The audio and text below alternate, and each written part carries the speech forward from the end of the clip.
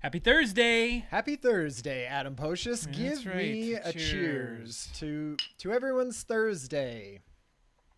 I hope you're having a good one. Yeah, you as well. I mean, man, it's another couple weeks that just fly by, and I feel like it's been a busy couple weeks for me. Yeah, well, beginning of the year, right? But we're sort of past kind of where everyone has gotten back, and now we got to get into it and make sure our widgets are all built or whatever everyone does for a living. But busy, I get it. And we talked about busy last time, remember? Yeah, we're always busy and tired, and what does that mean for us as a society? We broke our rule right off the bat, saying was that a fine rule? To be busy. No. Yeah. But we were we came up with some suggestions about it, but yeah, sure. Well, and so that was an amazing discussion. Today we have an amazing discussion and actually a bit of a debate between Adam and I for our main topic. We're going to be talking about technology and children. And Adam and I are going to be taking maximalist sides of the argument. One going for total immersion, which it will be Adam Hocious's side of the debate, and one being full disconnection until you're 16 years old, which will be my side. I think it'll be fun to sort of take those two edges of the thing, and then we'll probably find a little middle ground in between. Probably. Probably. No, we're gonna duke it out. Yeah, like no. we always are.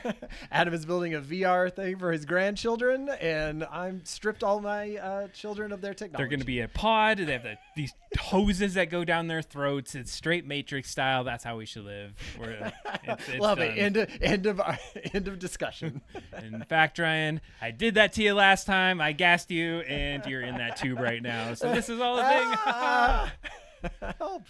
No, I'm excited to have the conversation, Ryan, as we go. And maybe I should use your full name, Ryan Higley. That's right. Hey, I mean, it's out there. You know, there's no doxing me at this point that hasn't already there happened. is not.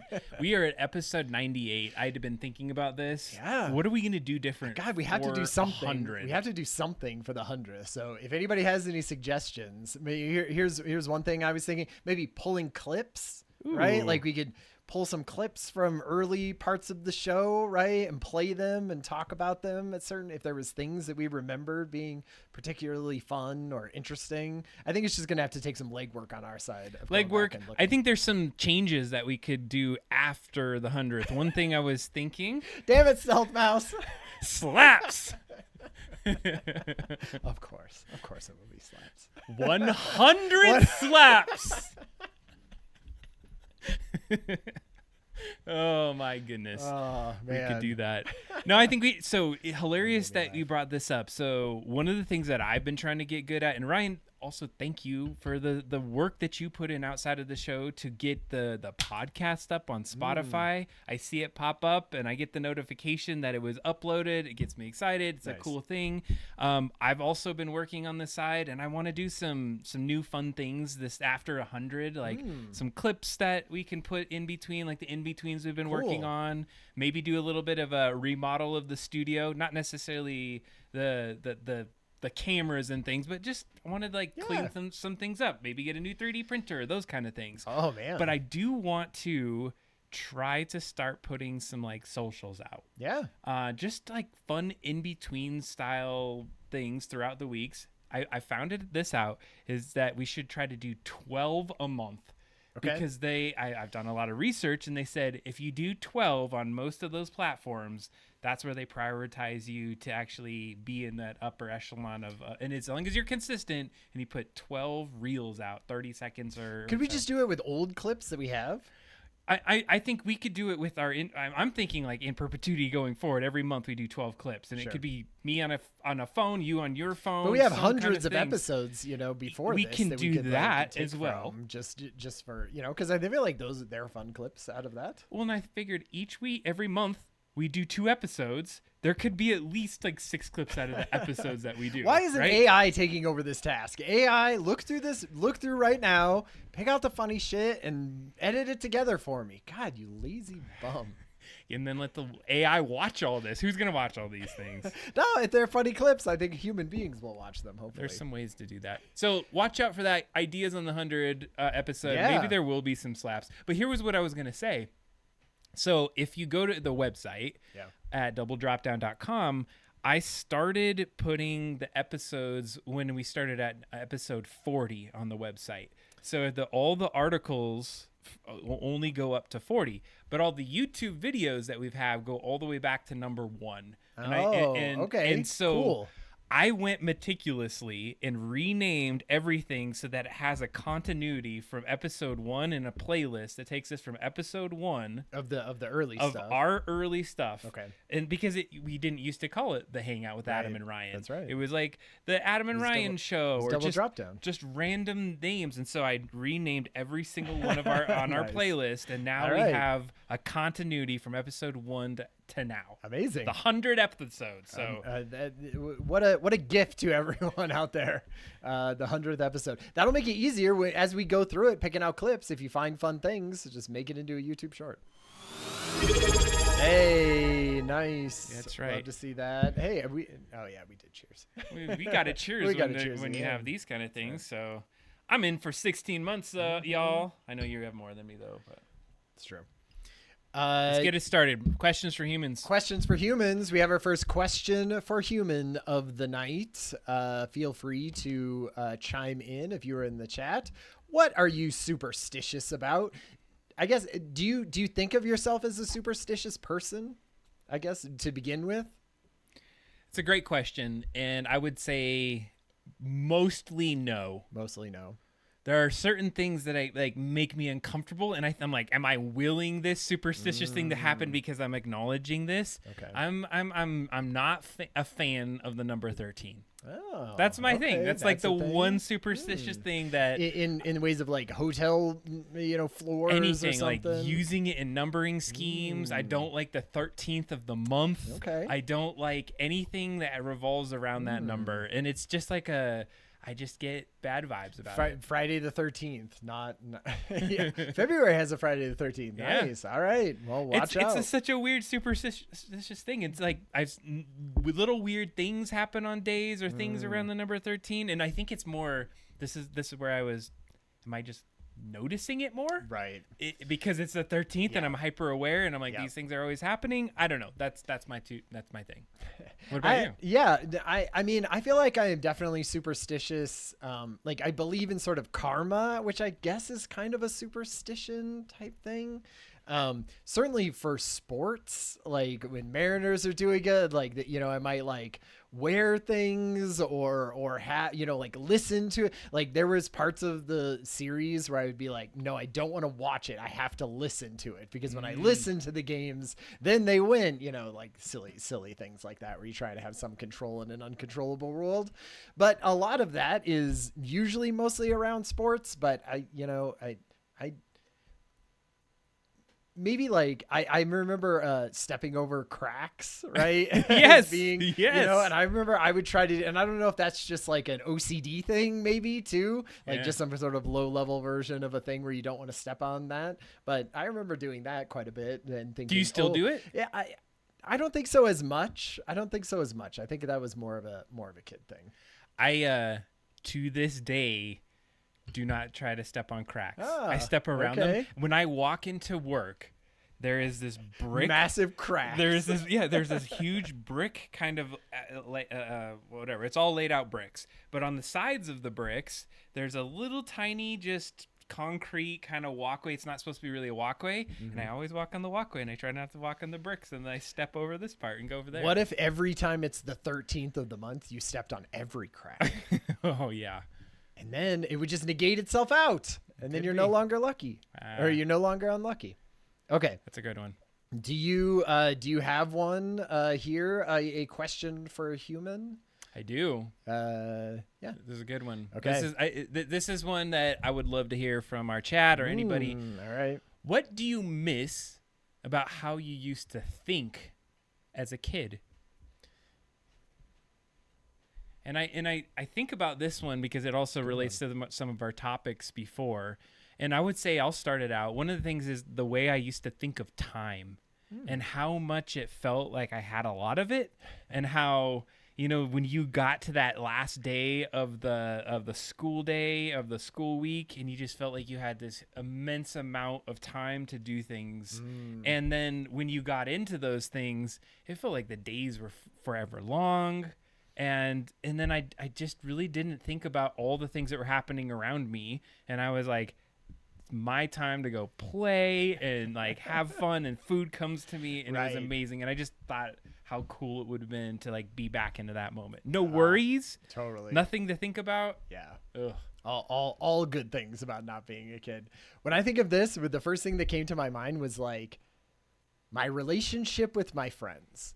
Because at the time when I was a kid, all my friends lived within house distance of me, and we shared backyards. And there was just, and there was no cell phones, and there was none of that. And so you would just run over and talk with them, and we would just meet halfway in between fences and talk and plan things and do stuff. It was like very visceral and just sort of knocking on each other's doors all the time and meeting with moms and dads who were at the thing.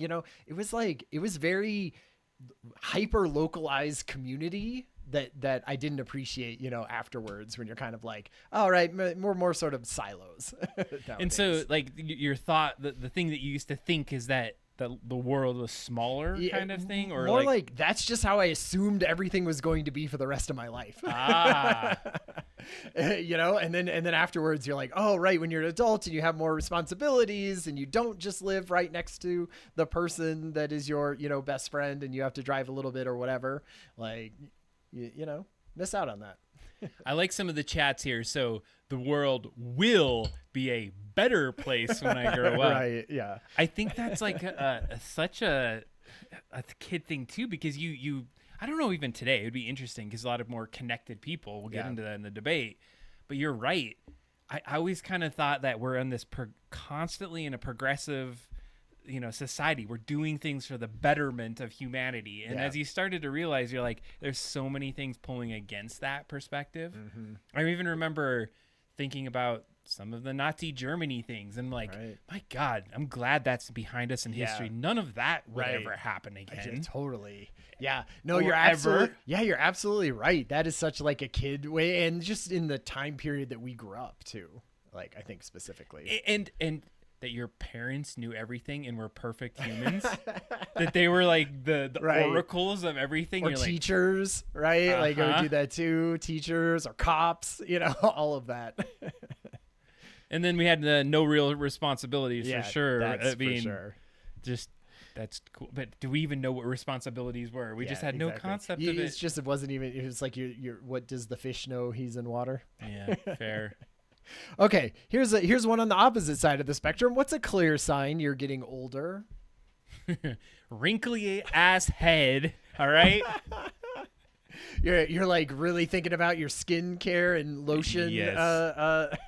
I've routine. Bought face lotion for the first time in my life. I typically put, I have very dry skin, so I typically put lotion on, but I've been getting like online ads for men's skincare, and I was like, well, they know when that's going on. It's my laugh lines here. I know. I do think it's the feeling of slowing a bit is one for me. Yeah. Is that I always remembered being like, how come old people can't just run? And I was like running, and I was like, you just got to get out there and do it. But then you start realizing like your body is getting affected by gravity. It's affected by just getting aged. It's affected by the constant abuses and the foods and the things that we're getting into it. And you start to feel all of those things. Yeah. I mean, that's the biggest one for me, is even like what I would think of would just be normal running around before is now like feels like really hard and sore and hurting my body more than it ever did before. And you're like, that's not great. That definitely feels like getting older. And then also seeing children, like my 15-year-old out swimming 2 hours of swim every single day for practice and not being completely exhausted and sore and like falling asleep at every moment. You're like, wow, that is a different level of energy than I have, son. This other one's a little macabre, but it's almost like becoming okay with the fact that you're going to die. Not to saying that I wanted to die here right away, but I'm just like, yeah, I can see why I would want that, because I don't want to be at this place all of my life anymore. Like becoming more comfortable with the concept that you're on a different side of the hump now. And I feel like that's pretty normal, right? Like, isn't that kind of what people imagine? If us as human beings, it was worse. Like, as you got closer to death, you got more and more like anxiety ridden and freaked out about it. That would be a weird which I assume certain people do. Yeah, that's probably true. To take it to a little lighter note, we got wrinkly asses and hair in funny places or no hair in the chat. Okay. Right. Yeah, nice. I love this too. Like teeth falling out. Oof, that's a tough one. That is a rough one. Like and things that used to like when you looked at people that were older when you were younger, you were just like, oh my God, they're so old. And then being on the other side and feeling like maybe I don't feel like I'm that old, but people are looking at you that same way. Oh, here's another one. Having children where like I really remember the thoughts and feelings that I was going through at your age, because it doesn't, when you're 16, you remember a lot of that stuff. Whereas when they were 5, you're like, I don't remember any of that. But now knowing that, and you're like, well, there's a whole generation between me and high school, right?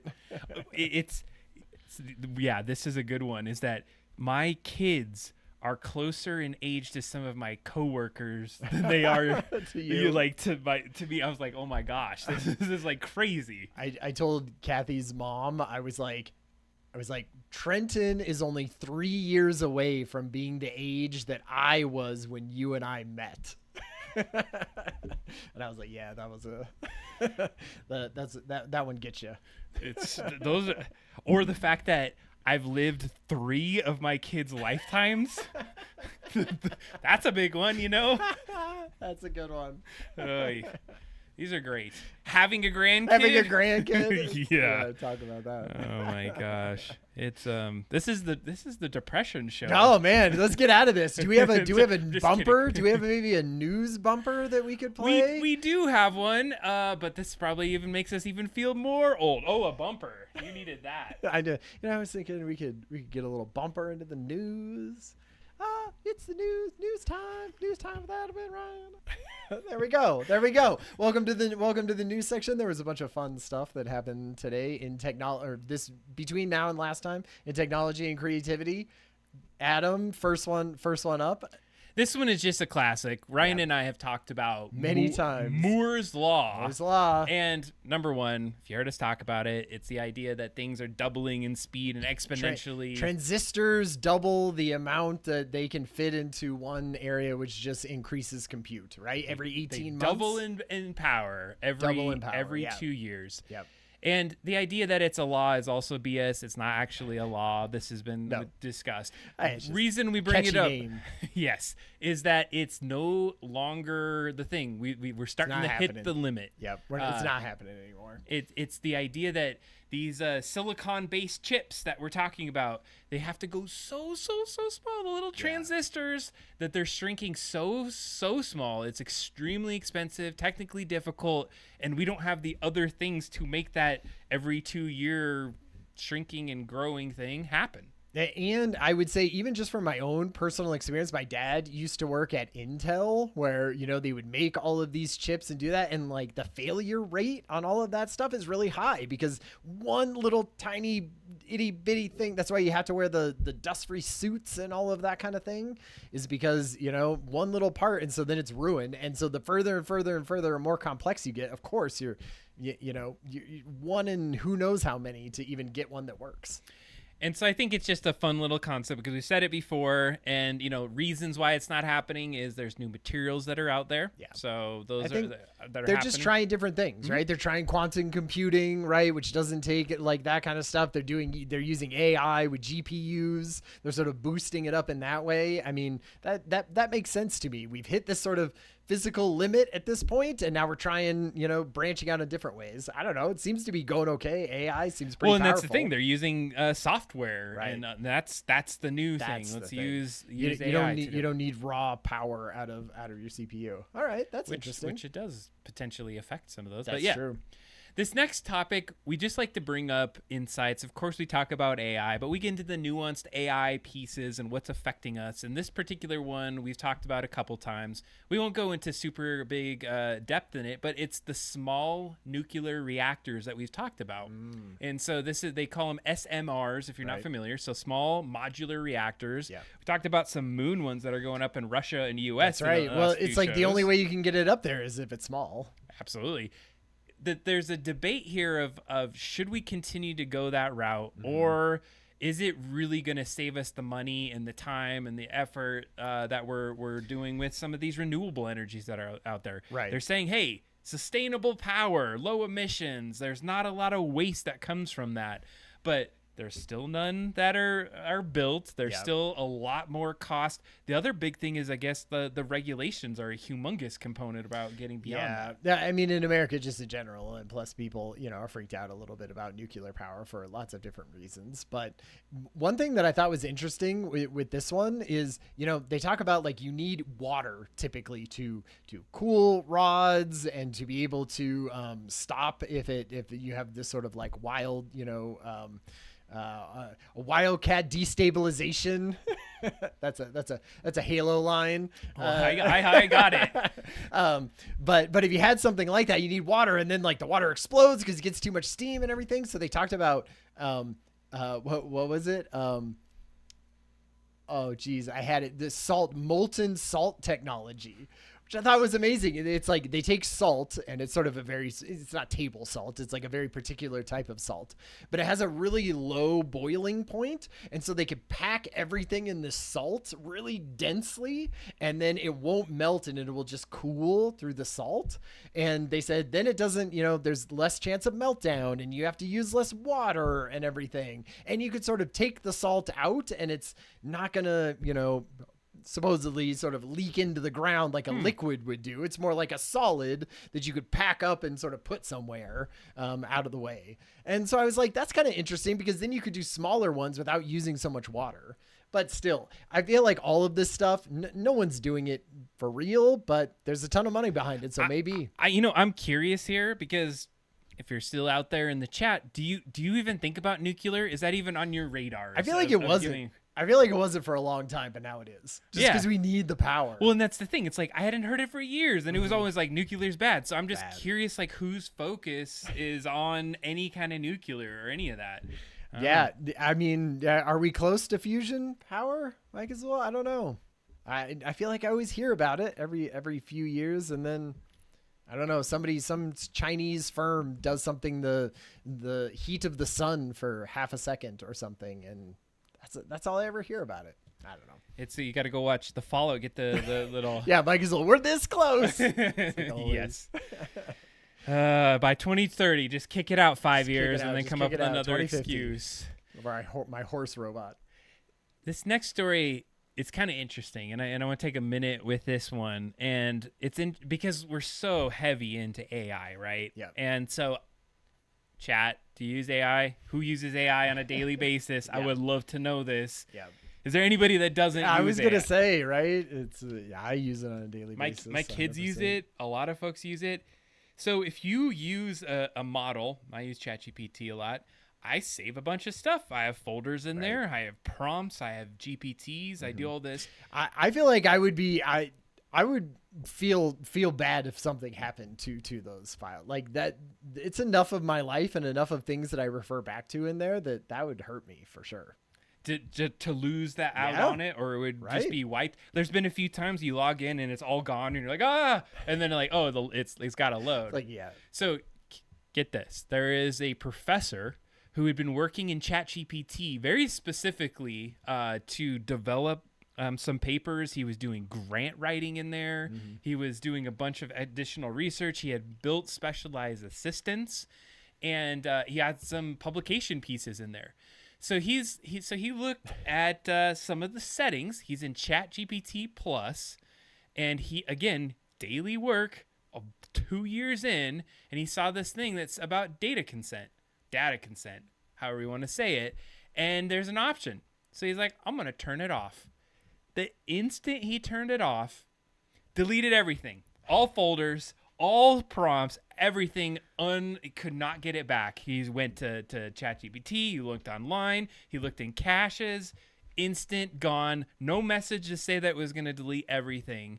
And so at this point, he had total data loss of over 2 years. He's like, yeah, I've copied and pasted some things out of there, but it's completely gone. Tell me the setting that he did so I don't freaking do that. It's called the data consent option in your things, to where it's like, do you consent for your data to be used in certain things that like they're like, oh, you don't, do you? F you. And they just rip it all away. But there was so here's why it matters, is that it feels like a huge gap for me. Yeah. Like, why is there not a prompt? Why is there no warning? Why is there maybe no backup or even like a grace period to get that back? Especially if we're using it day in, day out and we're spending money on this thing. Yeah. It feels like a gross oversight, in my opinion. I mean, I feel like we're so used to that now. Like, there's no way that I would click a setting in my Google Drive and have my Google Drive erase. Right.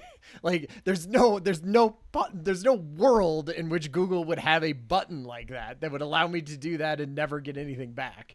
And so it does feel weird in a modern world with a modern, like one of the biggest companies in the whole world that stuff like that is happening. I also don't hear about this happening all the time. So is this guy just like a one-off like outlier that this happened? I feel like other people would be clicking this button and losing their stuff. This was an article that was written by Nature magazine, interestingly, and it had a whole write down. And so I'm gonna look and see. They did reach out for comment from ChatGPT. They're like, yeah, don't go and click that, dummy.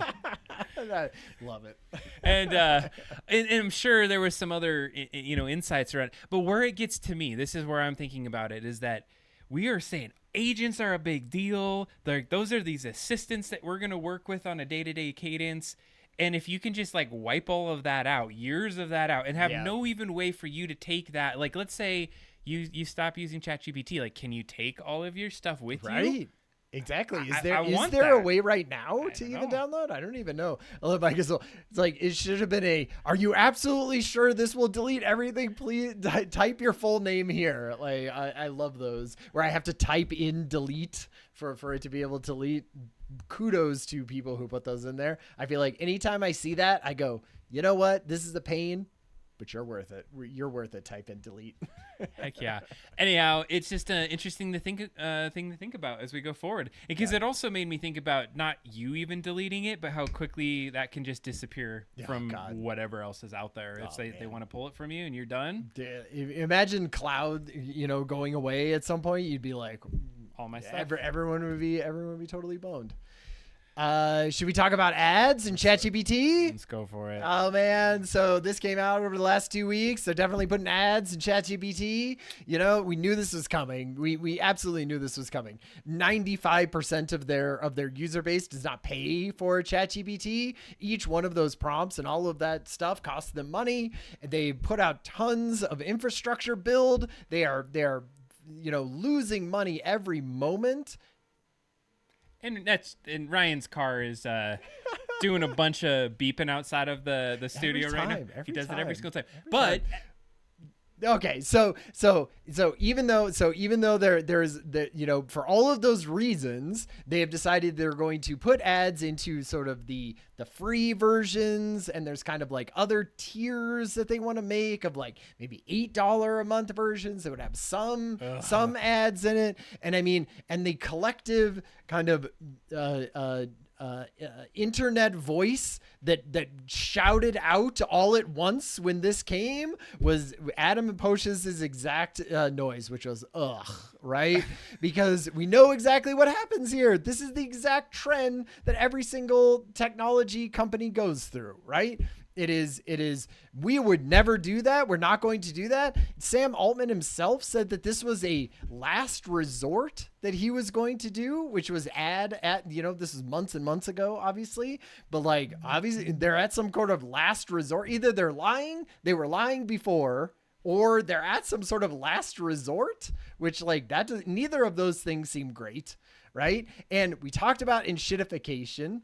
This is exactly what happens. They say, Sam Altman comes out for this story, says points us to a beautiful landing page on OpenAI, talking about how this is not going to affect any of the results that come out of ChatGPT, that it's going to be very delineated in a spot underneath, screenshots of all the good things, right?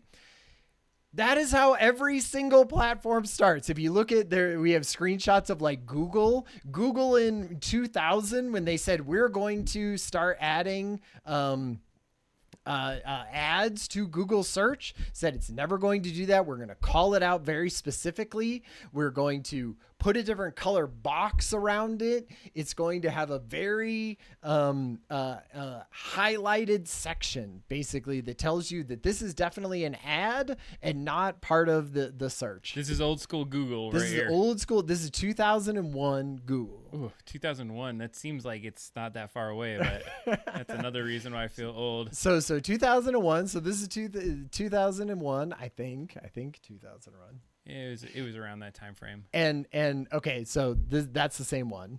But then you go up. This is 2016. So now we have tiny little ad, thing that says ad in green, the same as the link that's below it.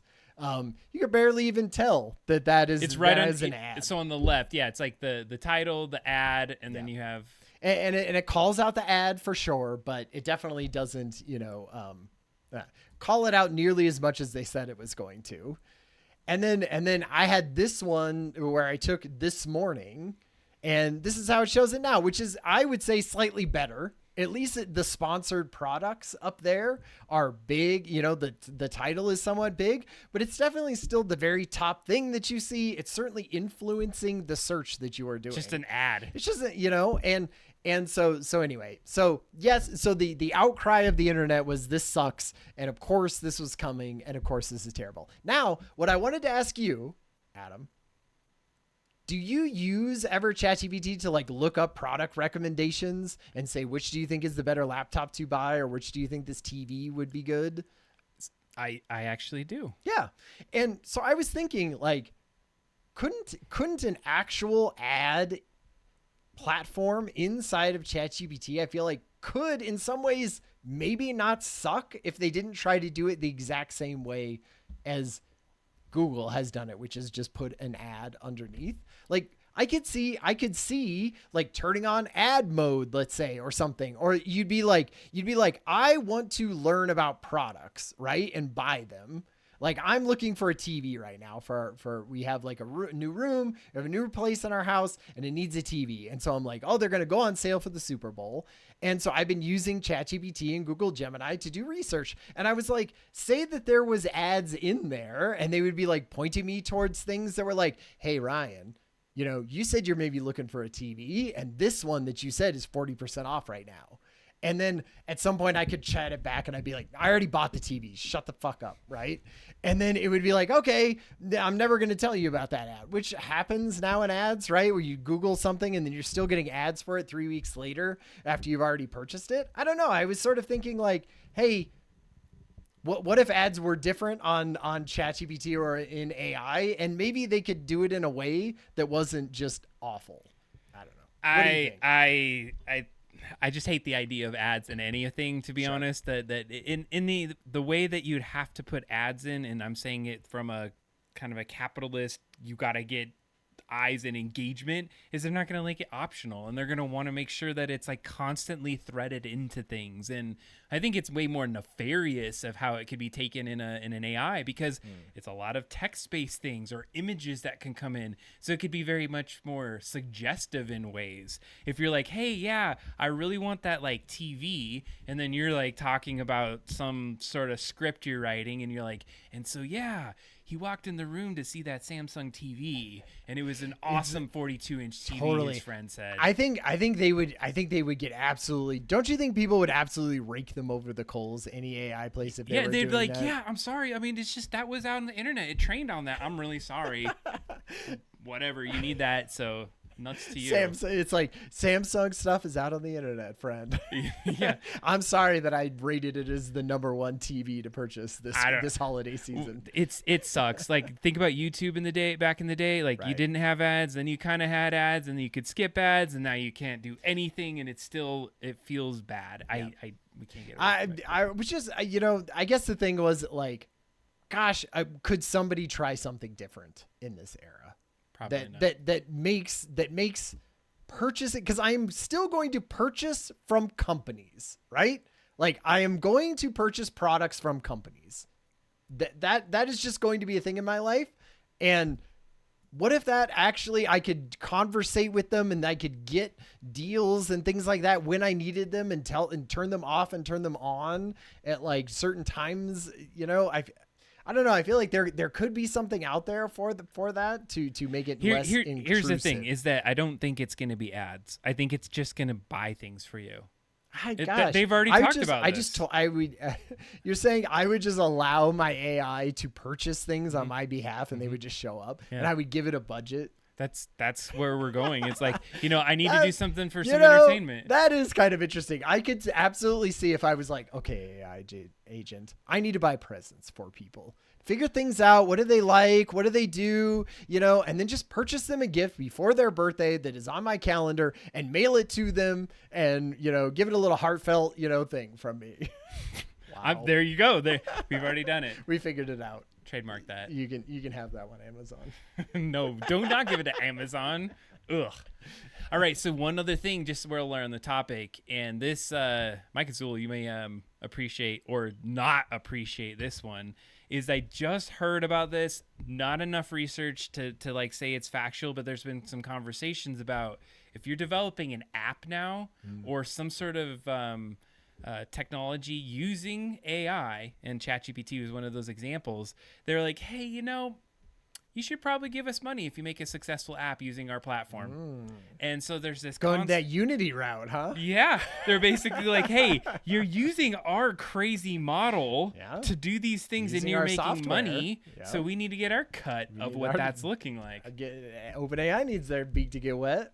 I know, and so it's not ads; it's all these other things, and it's what happens when you're trillions of dollars in debt to data centers and video card makers. I love the Discord. If you're in the Discord, where they had a picture of Sam Altman before, like right when ChatGPT came out, $0. Looks like a baby. It's like 15 years ago. $0, and they're like, Sam Altman now, and it showed like a bunch of zeros. But all zeros. All zeros. How much he's making. I thought that was fun. All right, this next one, talking about bad things in AI. I feel like we've been getting down on AI. But I feel like I'm trying to pick up on AI's side here. So I'll play devil's advocate on this one. Good. Get in the debate mode because we're getting into it close here. So what's happening and there's a couple things with this. I'm gonna start with so AI. News is a thing. So for instance, Google, if you go to anything Google anymore, they got AI summaries at the very top, which unfortunately I have been using, and I don't go and look into anything else. I just there's a summary, and I'm already gonna make the prediction is that that's the subtle replacement of actual search, is that before long nothing's gonna matter on that search. It's just really gonna be basically an AI search. But here's what's been happening on my phone. For one, is I've been picking up my phone and there's a little notification at the top. I'm like, what the heck is this notification? And I click on it, and it's a Google summarized news story. And I don't know if you've been getting these, but Google has gone out there. They, for whatever reason, think that I want to watch this story and read it, and I read a story that's completely created by AI. So that's not necessarily what we're going to get into here, but this is a version of it, is that Google is now changing headlines in search results or snippets, and it's a permanent feature, no longer experiment. So imagine yourself as a company or some sort of blog or some newspaper that's creating your articles, and you have this like killer headline, and now Google search results are like, your headline kind of sucks. Let me like AI-ify it so that it's more helpful than the original ones that are being considered vague and poorly constructed. Who number one, who makes the judgment on that? Of course, there's some clickbaity titles, but you're going to just trust an AI there to go and start to manipulate the titles? Yeah. I mean, it is that does feel shady, because it's like, hey, this company put this thing out. They should be allowed to have their thing represented in the way that they want to, right? I will say that titles on articles are often clickbaity and crappy and do not tell me what is actually in the article and is just trying to get me to click on. So they're already like journalists being like, this is taking away our integrity of what the title of my article is. I don't know if that holds as much water for me as just the idea of summarizing it and not having me click into the article at all whatsoever. Right? Like, I feel like that's the worst part. I mean, they're already bastardizing their own things with like having these titles, but just the idea that they taking that and then regurgitating that to you slightly differently so that they can not pay the person who actually did that research and put out that thing, that feels the most shitty. And I think I like what I'm seeing in the chat here, like, are those AI summaries and these titles going to start to eat into the ads and the things that Google's doing to keep itself going? Right. I don't know. It's diversifying itself, and it's charging for its Gemini models. It's doing a lot more. It's interesting to see how they're going to make any money off of this stuff. Yeah. They clearly are, though. I mean, everyone's investing in it. Yeah, that's true. Well, it's all investment money at this point. That's true as well.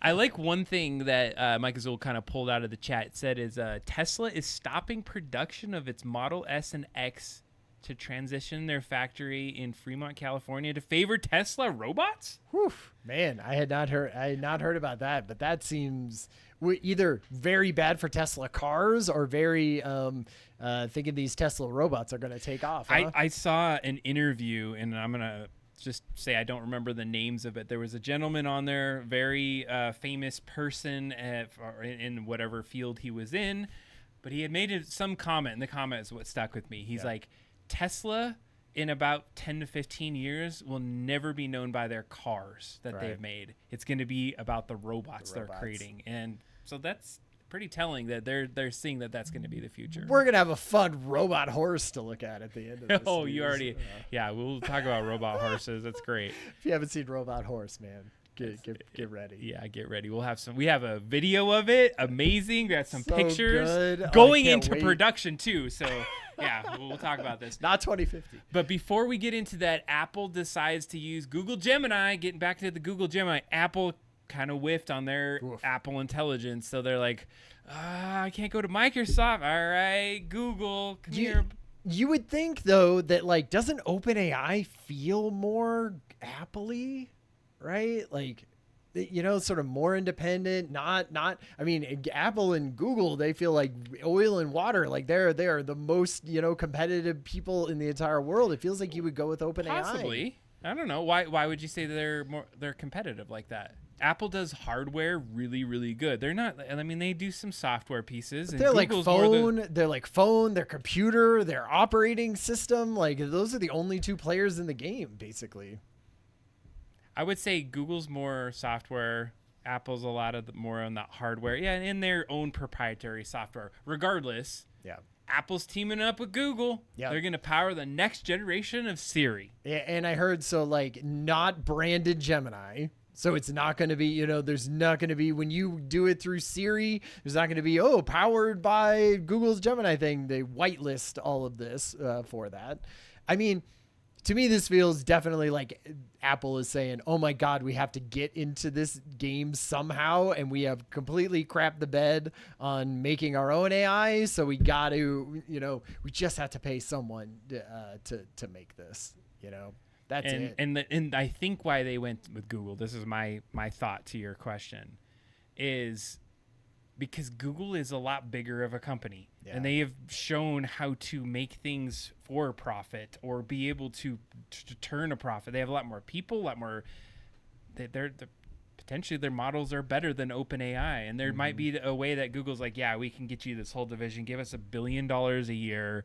Which is nothing. Yeah, don't mess with that other OpenAI that's trying to figure its crap out and not making any money right now. Sure. We got you. Right. We have the infrastructure for all of this stuff, right? They're not theoretical, you know, buildings that you're building somewhere in the desert, wherever. Like we have them right now. To me, this feels just like another thing of Google, you know, really putting the screws to OpenAI and being like, we are right on your heels, if not already surpassed you, you know, in this hunt. I don't know for like AGI and things like that, but I feel like just the commercialization of AI, Google is doing. They're living up to their reputation of being a massive company that can sort of monetize software, and they're doing it. Interesting to see how this goes. It's supposed to update in February, so if I know Mike Azul, you love Apple, man. So you're gonna have to give us some heads up on how this goes. Would love to get your feedback. Maybe have you on the show and just talk about what you've been seeing.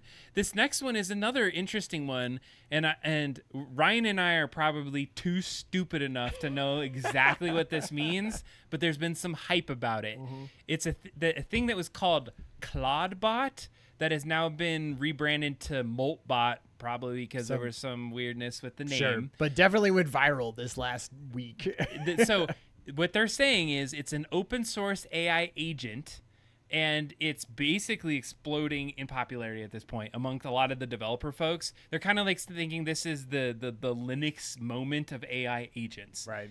And so what they're saying is that it's been really awesome for the Mac Minis because you can run it on these Mac Minis fairly simply. Mm-hmm. But what it is, it's an open source self-hosted AI assistant.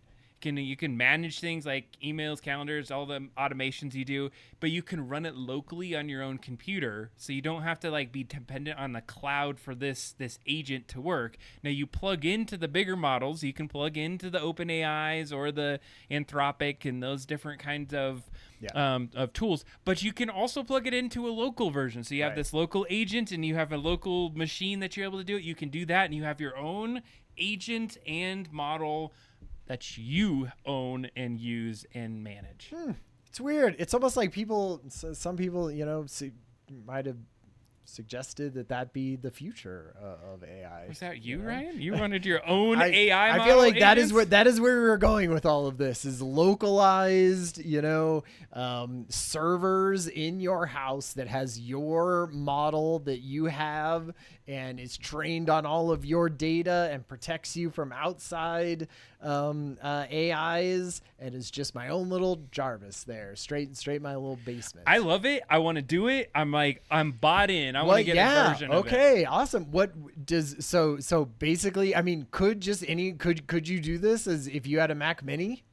Would you think about using this? Because you do have a very smart home, I would say, right? Like this could be something where it could replace some of your, Google Assistant stuff or lighting and everything. That could be neat. Well, and I'm seeing some caution in there, and thank you, Mike Azul, because that was one of the hot takes, is that people are like, yes, this is ultra nerdy, awesome, groundbreaking, and then the others are like, whoa, buddy.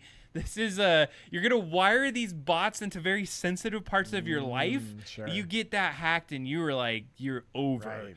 I'm thinking of it more. If I could get just a tunnel into it to use it as like my own. Like I don't want to be pushed out of some of the prompts that I want to get into, or I want to have my own kind of connection to this agent and do very specific things. So I would think about it from a security standpoint, but that I wouldn't feel like I have this. I'm getting trained off the prompts that I'm doing if I didn't plug it into some other big model or something like that. I don't feel like I would ever do it for that low of a level of stuff. But say we talked about the ads, right? Say it got to the point where I was like, oh my God, all of these ChatGPT responses are like littered with Doritos ads and making it into all the prompts and everything. You'd be like, I can't handle that anymore. I will just put a server in my basement and run my own version of this so I don't have to deal with any of that crap. I could absolutely see that being, worthwhile at some point. And for Stealth Mouse, this is not a robot. This is just your own AI agent that you can then prompt. Instead of going to ChatGPT, you're going to Adam GPT. And it's going to be me like, hey, how you doing there? But I mean, it could eventually be all of the things in your house, right? It would be the robot vacuum, and it would be the robot walking around, folding laundry, and it's also the stove, I like the idea that we're going to personalized AI. This has been my biggest fear up to this point. Like I've been thinking about that a lot, is that I don't want to pay for ChatGPT all the time, or I feel awkward that my prompts are getting probably scraped and looked at, and they're understanding, and I'm giving all this information. If I could hold on to some of that and have some guardrails and barriers around it. This is the awesome. First step to like our own home and data security. Yeah, it could watch me poop, and it would probably analyze my poop and give me a whole bunch of different insights around, hey, you should probably go to the doctor, and you need to do this. Would you like me to wipe? Not there.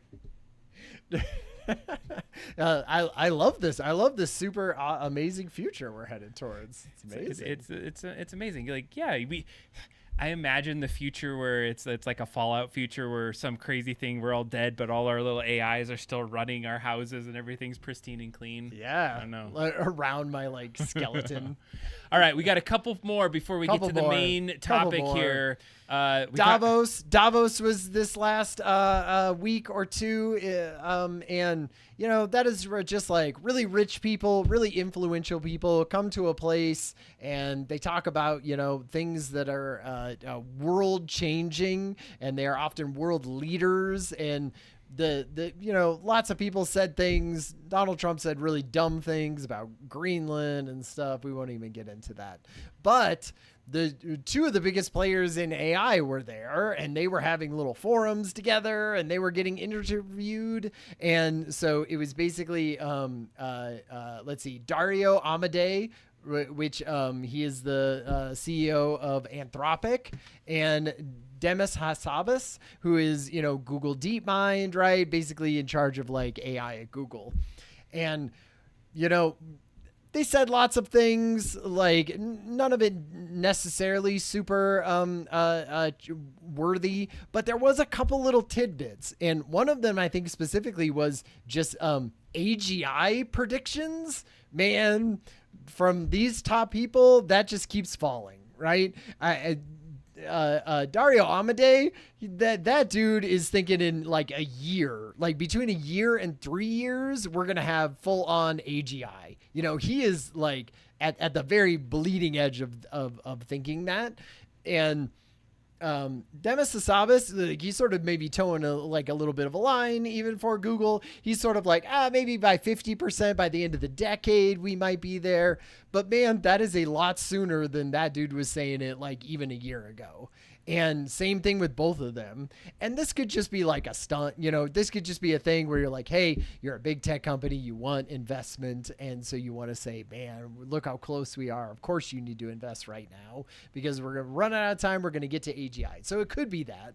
I do think it's pretty, you know, telling that these main players in AI are saying things like this. And they had another couple interesting tidbits. The only one, Adam has a write up here, but like one thing that I thought was interesting from Dario Amodei was that he was saying, man, he compared the United States selling chips to China as basically saying it's like you're selling a nuclear weapon to China right now. And that was basically his take on, you know, the new policy out of the United States government of them selling certain types of chips that used to be banned in China from getting sold, and they're getting sold now. And so, you know, Dario Amodei is talking about that. And I think even Demis Hassabis was saying some things about like, wow, China is about 6 months behind us, is what he thinks. And so now you're just like feeding the fire of that. And he called for some like international cooperation, which is all horseshit and will never happen. But, you know, this sounds eerily like AI 2027. Could you map this even more closely to the AI 2027 research that we read about and talked about last year? I don't think so. You know, it's pretty spot on. And, you know, as you talk about these things, my only real big kind of takeaway that was another tidbit we didn't get into, and this is something I think about. I'm not an economist, okay? Sure. But I do see that AI in the future that we're going towards it scares me. It's because if we're going to be removing jobs, removing like the reason why people want to get up and go do things because an AI does it better, and we're just basically like janitors for AI, right? You know, like what kind of quality of life are we going towards? And if you have these big companies making all this money and then like nobody making money, our economy's toast. How are we gonna live? Like we're gonna have to rethink the traditional models that we've been part of all of our lives. You're mentioning a part that he talks about in this, which is basically like this weird economy where you have really high GDP growth and really high unemployment. And that has like never happened in the history of capitalism, because normally to be able to have high GDP growth, you need lots of labor to do that. And in this case, you don't need lots of labor. And so you might have companies and stock markets and things like that gaining a ton of money, but also not needing very many people to gain that. It's going to crash, though. There's no way. Like, it's not sustainable. Well, that's how you get, heads on pikes, I assume. But yeah, wipe your own. But I won't even have to use no toilet paper in that kind of a future. All right. So with that cherry picture you did, it's, China's only 6 months behind us. What could they possibly do to even catch up further? Oh, that's right. Let's make AI mandatory for Chinese students. Yep. They decided, this has been piloted for a while, right? It was not mandatory, but now it's just putting that in, understanding and learning about AI is just part of everyone's curriculum. So what they have done is China has officially launched a nationwide AI curriculum in its schools. It's for primary schools through high school. So coding, machine learning basics, AI ethics, interesting enough. That's good. But it's really tailored to different ages. So imagine I feel like America has done a shit job of this. Yeah. I mean, even just from a technological standpoint, just take AI out of the title, like just getting the like a digital something standard for learning in anything. Yeah. We're going to talk about this today. Here we I are. love this. So in any case, I just think this is because I've heard about this in Korea where you they teach digital citizenship at a very early age. And what the hell do we do? Nothing. I don't know of anything other than maybe some very specialized schools that do these kind of things. And so it emphasizes some of the safety pieces that they think are going to be necessary for students or younger generations to understand, which I appreciate about that. And it's also, for sure, they want to make sure that they're smart kids that are doing that so they can feed that future part of it. It's going to become that global leader when you start very young. And I would say, so my son he's in middle school and he has a middle school course right now called Technology Today. And it's mandatory for everyone to take. And it talks about digital, ownership and all of that stuff. And I asked him and I was like, how much of this is AI at this point? And he was like, there was like a day on AI. Talking about it and being like, hey, you can't trust everything that it said. Like there, he went through it, but like it was one day, in part of the Technology Today semester that he took. And I was like, whoa, that does not seem like enough. Well, yeah. And when we talk about the U.S., it's oof.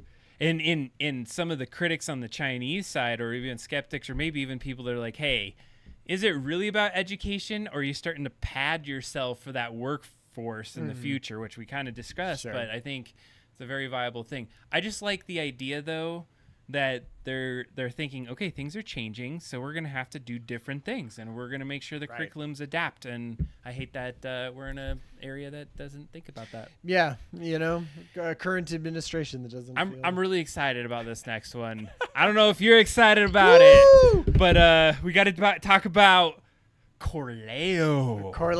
If you haven't heard about Corleo, wow, you are in for a treat. This is a big one. I feel like all right, let's talk about it. Then you're gonna see something. So this I just got up to speed on what this was. I did not know this thing, but it happened about a year ago where they talked about this. Okay.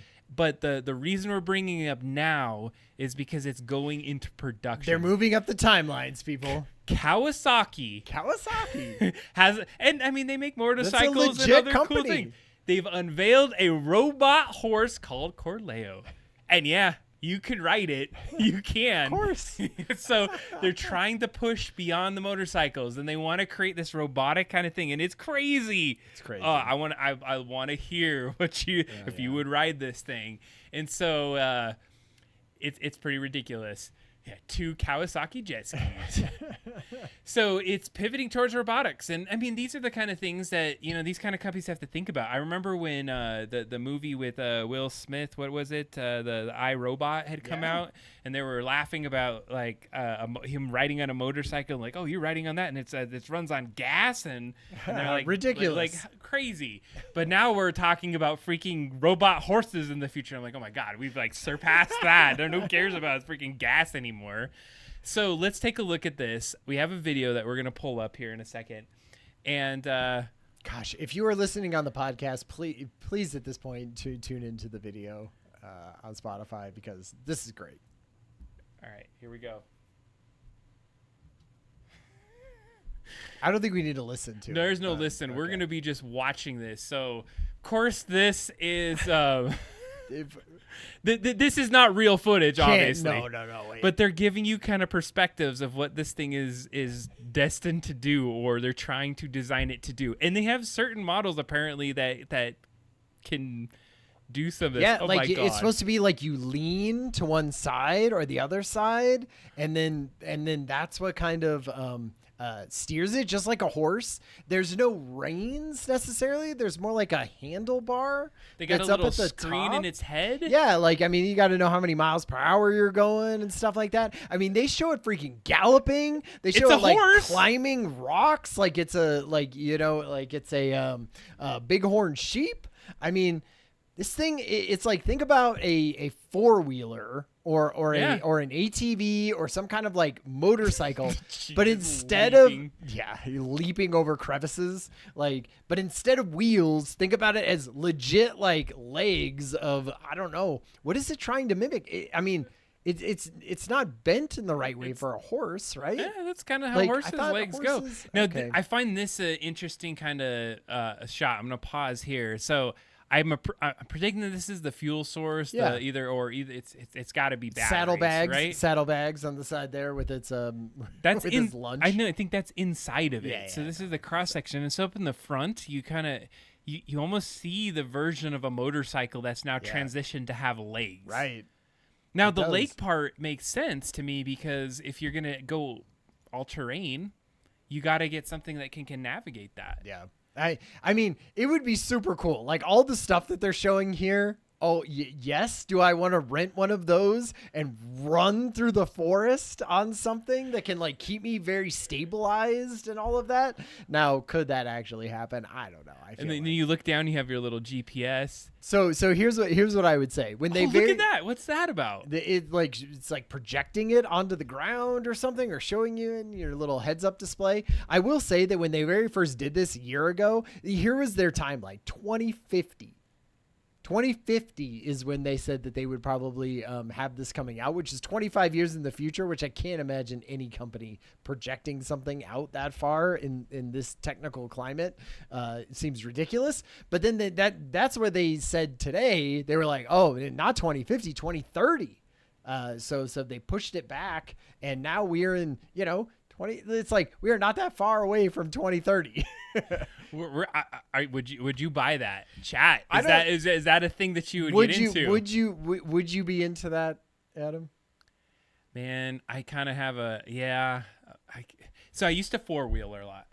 And I don't know how much you knew this. No. And so when you were off at SCAD and I was still working in college, I would go four-wheeling a copious amount with my friend Tracy and his wife. Okay. And so I know a lot about four-wheeling. I've gone in like crazy amount of four-wheeling trips up in the mountains, and it is like you have to have a lot of upper body strength. Sure. And like when you're hitting rocks and you're in different Sliding angles, and stuff. it's not easy. Yeah. And so when I kind of saw that, I was like, I get it. Like I can almost imagine what it would be like to be on one of those things. I think as long as the balance is there and it's not bucking you off, it would just be a different, similar experience to that. And there was moments where I was like, there is no way these wheelie things can get over that log that's right there. Like in a four-wheeler, where there was one time we went down this like embankment and we could not get the four-wheelers back up it.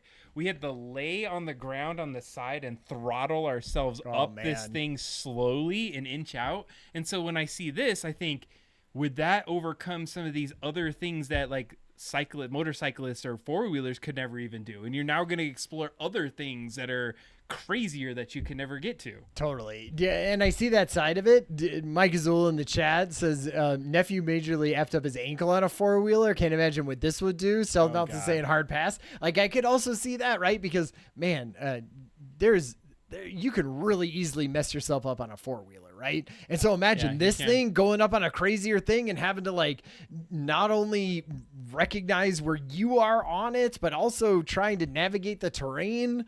Well, and that thing can't, not weigh nothing. I mean, look at that thing. So this is a real shot of it. Yeah. This was at CES. Yeah, this is it. Now it's obviously a prototype. Yeah. They didn't have somebody like galloping around, or maybe they did. But I heard they did not. Yeah. It didn't even I think it sort of lowered itself and went up and down. I mean, right. All of these videos are like these are all the complete like, CGI or AI, whatever. I don't know. I just think it's a crazy concept. It is. I like the idea. Okay. We talk about all the crazy stuff and the bad things and the ads and AI. This company's making a freaking robot horse. Like, come on, let's give him a little credit here. Let's give him the benefit of the doubt if they're trying something different. Trying something new. They're trying something. Can't crap on their thing. Like, it's not a hover car. It's like, hey, we need some wheels on this thing. Yeah. Or for legs on it. It's not wheels anymore. We're past wheels. We're so over wheels. Gosh. All right. This is main topic. I think it is time. Are we ready for this? Let's do it. All right. It's the main topic with Adam and Ryan on the Hangout. I love that. Is that new? Hell yeah, it's new. That looks great. We are on the main topic, y'all. Woo! Main topic. The main topic this week is what I feel is like a topic that we have sort of danced around quite a bit. We talk about AI, we talk about technology, we talk about our children, right? A lot. We talk about education inside of AI and inside of technology. And I feel like in some ways, we have children. We need to regulate or figure out exactly what their relationship with technology is going to be. And so I like the idea of having a debate about, what role does technology play in kids' lives? Like now, and in the future. And we could do a normal show. We would normally talk about, hey, what does that look like before? What is it doing now? What is it doing in the future? But for me, that seemed like, we've done those a few times. I like it when Adam and I do a debate.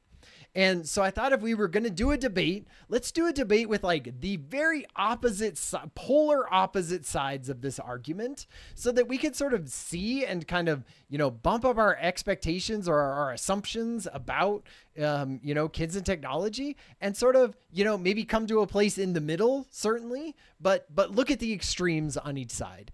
And Adam and I had sort of, just in our personal lives and talking, I don't think we're too far away necessarily in what we think about like technology and children and how they work. But Adam has sort of taken a more immersive side of his kids in technology, and I feel like I have taken a little bit more of a disassociation or diversity and taking away from technology in my kids.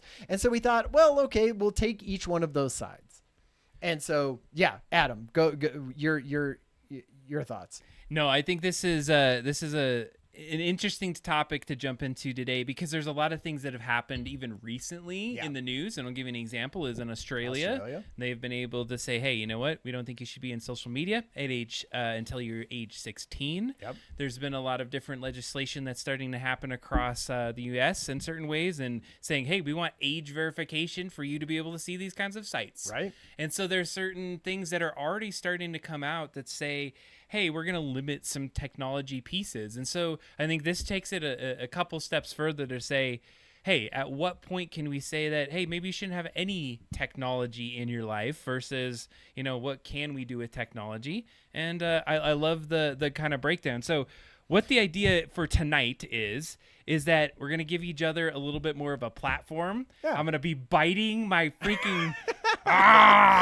writing down furiously, about having to mute yourself just to keep it in.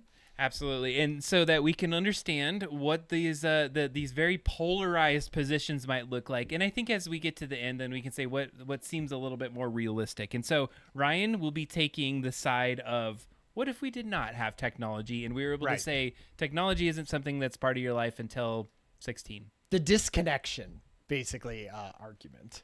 And I'm going to take the opposite of that. And Adam's going to take the immersion, right? The immersion into technology at a young age, our argument, which I feel like we are at a crossroads. I feel like with education, with AI and the technology the way that it is, and in some ways, like, we need to be having these kind of conversations, even in myself, you know, like we talk about grandchildren and all of that. Like, where is this going? What is coming up for kids? I mean, I have a 12-year-old, you know, like there's still plenty of young life in him to do this. So, all right, should we begin? Ryan? I've decided to take the first side of the argument here, and so I'm going to start the debate here. So I took the disconnect side of this, and I just want to sort of define at the very beginning of this sort of what I mean by disconnect, right? And this is not what it's going to sound a little bit like, but what this isn't is an anti-technology like scree or something, right? Like, this is just a pro-developmental argument that I'm going to make. And what I'm saying is, until a child turns 16, we're trying to do no personal screens, like no screen time whatsoever at home or at school during that childhood. Right. And so that's no tablets, no phones, no social media access, right? No TVs, and what I would say is, you know, probably to the extent that if there were sleepovers or hanging out at other people's houses, you would have sort of a conversation with that parent, same as that you would have other rules in your house, right? And that would be no screen time for that child. So I just wanted to lay that out. I think about it sort of almost at this point as kind of like alcohol or nicotine, right? That we learned a bunch of things. We were sort of very laissez-faire about things when we didn't know very much. We as a society, we learned a lot. And so we basically said, like, hey, those things like alcohol and tobacco, like, you are a kid and you are not ready for those things yet. You know, we don't just give them alcohol and cigarettes and then teach them moderation.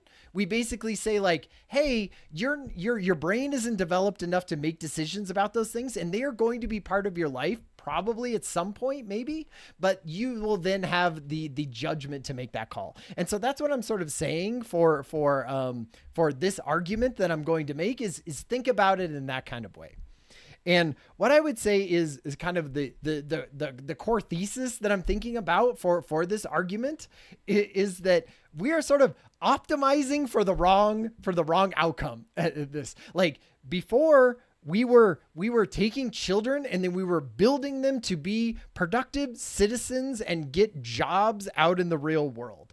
And, you know, at this point, like, children are living longer. They are starting their careers and their families later. And I would just say that, like, we don't need to think about that like we did 100 years ago, right? Where we're getting kids out and getting them married when they're 16 and out into the, you know, whatever the mines or whatever kids are doing, you know, after that. Like, we don't need to do that now. Like, kids are living with us longer. And so for them to be able to enjoy and develop inside of that time of their young adult life is super important. So one thing that I wanted to talk about is, it feels like we as a society have looked at kids and technology and basically said, like, let's go against what all of kind of our human ways that we learn and grow that have done us for thousands of generations and, you know, for before us. Like, the technology that we have now is only a very small sliver of what how we have raised children, right? And Adam sent me an amazing video over Discord over this last week that had someone that was talking about like just the way that we have introduced technology into the classroom has like not been very successful, right? We have not been successful at that. Lower attention, lower creativity, increased stress, like all of those things that we have like done and entered into children's lives, like has had mixed or, basically negative results at this point. And so if that isn't beneficial to how we are raising children, then I think like the way that you need to think about that is pull it back to the way that we were doing that before, which was, in a way, the way that we are thinking about doing this in the future, which is more written assignments, right? More in-person connection in between the kids in the classroom. And in that sense, like, not only is that showing a proven thing that has worked in the past, but a thing that we know with AI coming up in the future that we're probably going to have to lean into anyway. And so the idea that we're just going to give away Chromebooks to every single elementary and middle school kid and lean on that as a way to teach them, I just feel like is an old school way of thinking about things. And it's just obsolete for the time that we are going into, and doesn't build on what worked in the past, right? Which is not that. And one of the things that I would say is, we oftentimes look at how kids are developing, and we're trying to train them to be better humans. Like, I feel like the old school way is thinking about, let's make them part of the economy that we're doing. And now we're saying like, what's going to be really important for humans going forward is having empathy, having ethics, having judgment and creativity and meaning making and imagination and all of those things. Like, how many times have we talked about an AI future where the human things that are going to be worthwhile are those things that AI cannot do, right? And you only have a really tiny amount of time to build those up in a child before they become the adult that is a little more entrenched in their beliefs, right? And in that very sparse window where we are like sponges and absorb everything, the thing that you want to bring out in kids is that empathy, and I think you just get less and less of that because you're communicating less in person, right? You're not thinking about things in a contemplative and slow manner. And so when you're doing that at that young age, man, I just feel like you're wasting that time that you can never get back. You're going to have, kids are going to live to be 80, 90, like who knows how long going into the future. Can we not take that first 16 years, like this very small part of what is now like our lengthening lives, to let children be children and learn how to be a better human being? I feel like I see a lot of people, maybe it's just the news, but like I see a lot of people who are not being, great human beings and being empathetic to each other and all of that. And man, it just feels like that is something that we need to bring back into children's lives and make sure that it's something that, we are teaching in schools and teaching kids, and they will have plenty of time to learn those technical skills. And we'll talk about that in a little bit. I do think one thing that would be really hard for this kind of scenario is a balance between the both. That's what we're all trying to do right now, right? You have kids, you put screen time limits on them, right? So that they're not, brain rotting all the time. The problem is that every single time that you do that, there's always this residue in the back of their minds, right? We talked about this like digital residue there, where you're always thinking about it. You're always wondering if what is happening over there. It's always in the back of your mind. And so like, why not have a legit just like severing of it. So that's not, you're not trying to fuss around with all of these different things that don't work half the time. And Roblox, time management doesn't mess with the Google time management. And they're figuring out a way to be online and do those things that we know are harmful for them anyway. It's like, just hack it off and be like, this is the time when you are a child, and there will be times when you can be an adult and you can bring this in. Hey, Origami, welcome into our debate. So I just think it's like impractical and unrealistic that you would even be able to do something like this. And part of what I think is really, what I would say is almost one of the most important things of like talking about this kind of structure with children is like, you're training them early to not be done into that addictive side of technology that all of these predatory systems are built around, right? They're all built around grabbing your attention and holding on to it as long as possible.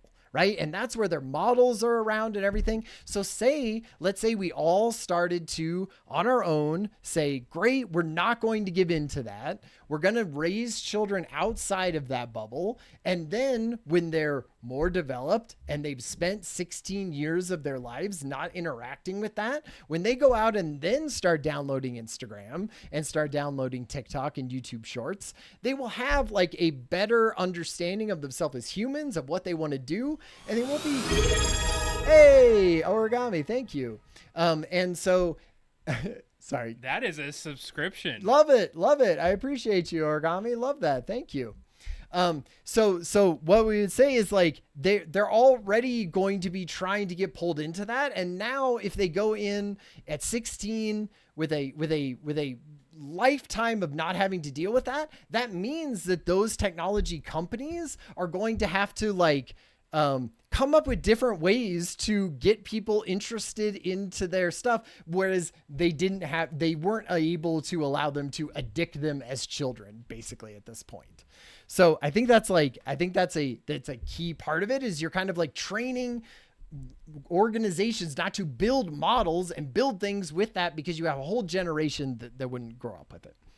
Now, to me, I think like almost for children, this would be an easy thing, I would almost think, to do. Like they do these studies of high schoolers that say, hey, if everyone stopped using TikTok, could you stop using social media? And they want to be able to break away from this technology.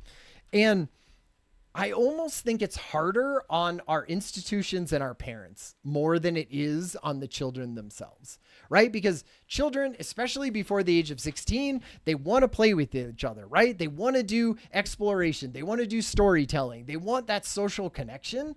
But almost like the scale that humanity has come to is like, no, we're like, this technology will help there be not as many teachers in the classroom, right? You don't have to pay as many teachers if you give everyone Chromebooks and you have them turn in their typed essays onto Google Classroom. That's a lot easier to grade all of those essays than trying to muddle through 30 middle schoolers' handwriting of coming up with what this essay is going to do. And I completely understand that, right? I'm sympathetic to that, but we have seen that just doesn't work for educating children. And so in this situation, I feel like, yes, you would have to hire more teachers in this way, because they're going to have to go through and read middle schoolers' handwriting, right? It's not going to be as easy as that. Like, it's not going to be an automated thing that parents can say, geez, I really need some time for myself. And I have this whiny, 12-year-old that I just want to go play outside. But he keeps, saying that he wants to talk to his friends on Discord, right? Like, so there's a way that we use technology as somewhat of a crutch in society. And we sort of say like, yes, for the scale and for everything else, we need to use this. And maybe there's less great educational outcomes, but that's the horse that we've drawn ourselves to. And I feel like that is such a load of crap. That's how passionate I am. I just hit the mic. But like, I feel like that's a load of crap, because what all it does is it's saying, Google, we are transferring over to you that money that we would do to pay for all of, new teachers and teachers assistants and all of that stuff, and give it to a giant other company.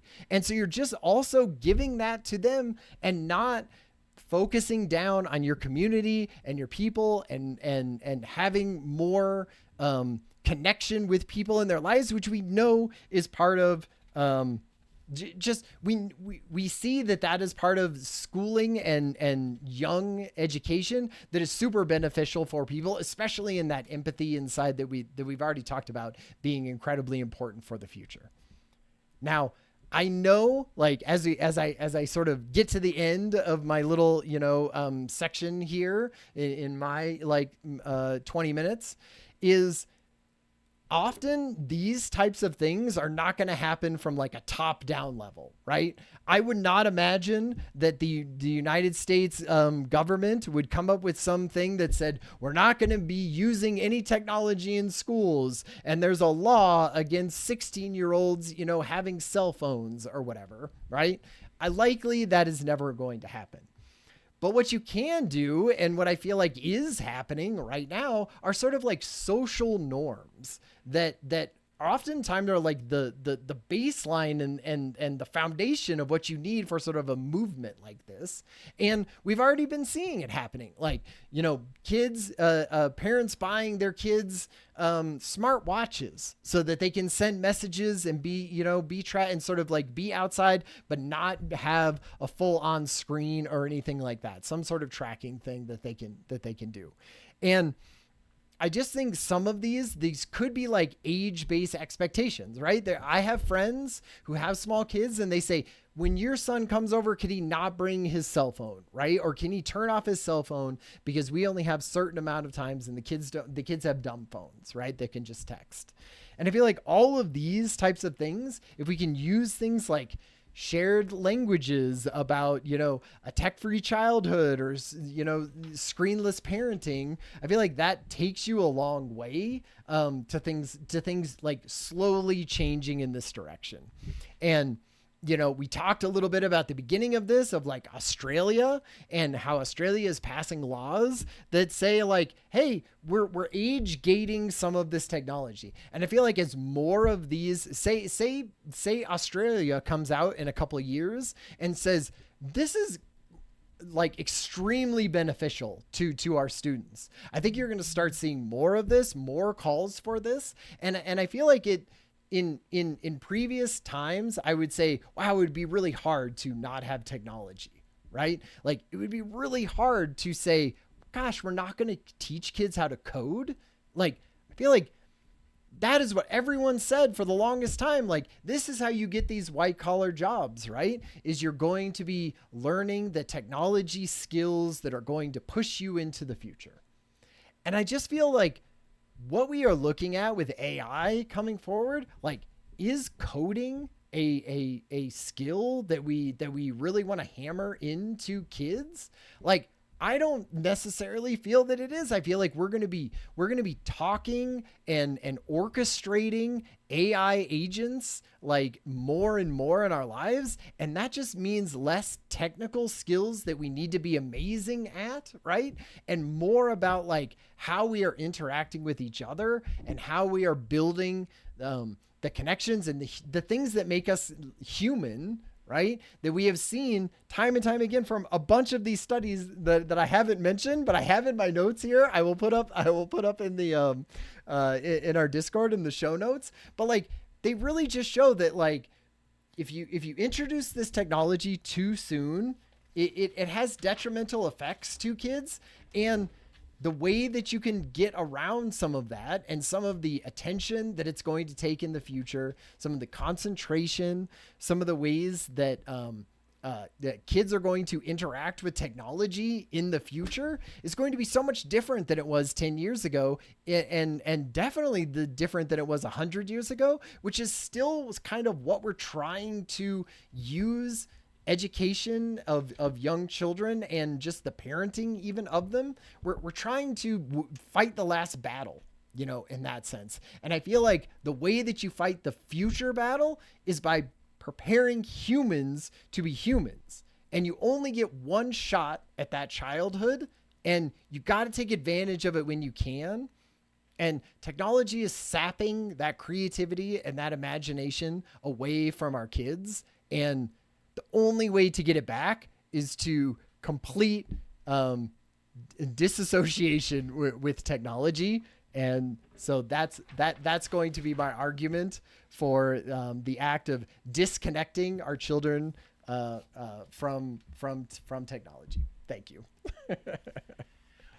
Well, thank you, Ryan. It was very difficult to sit Sure, through and sure. think about the various perspectives on this. And for those that are joining us at this point, Ryan has just ended his portion of the debate that really just articulates the idea that he thinks technology has an effect on children in a way that could be considered very negative, and that restricting it allows us time to essentially invest in the human kind of qualities of someone in that development in the real world is what I'm hearing. Yeah. So do you did you have any, we have probably like 5-10 minutes of questions if you wanted to. And obviously these are maximalist arguments, right? I don't necessarily hold this. Like, I don't think necessarily this is the best thing, but I was more convinced of it as I did more research. So I think the best approach is I'm going to take my position, and then we can kind of take it in another area. I think that's a good way, because a lot of your rebuttal will be your position. I believe so. And so I don't disagree with you wholeheartedly, Ryan, on the idea of tech. And so I would like to start my side in a couple different areas here. And then one of the first things is, as I started to debate this, there's a couple different ways that you can take maximalism in this particular sense. And the idea that I would have no regard for the human element, and that screens and technology, which isn't just screens, but any technology is the way that I took it, would be kind of devoid of the life.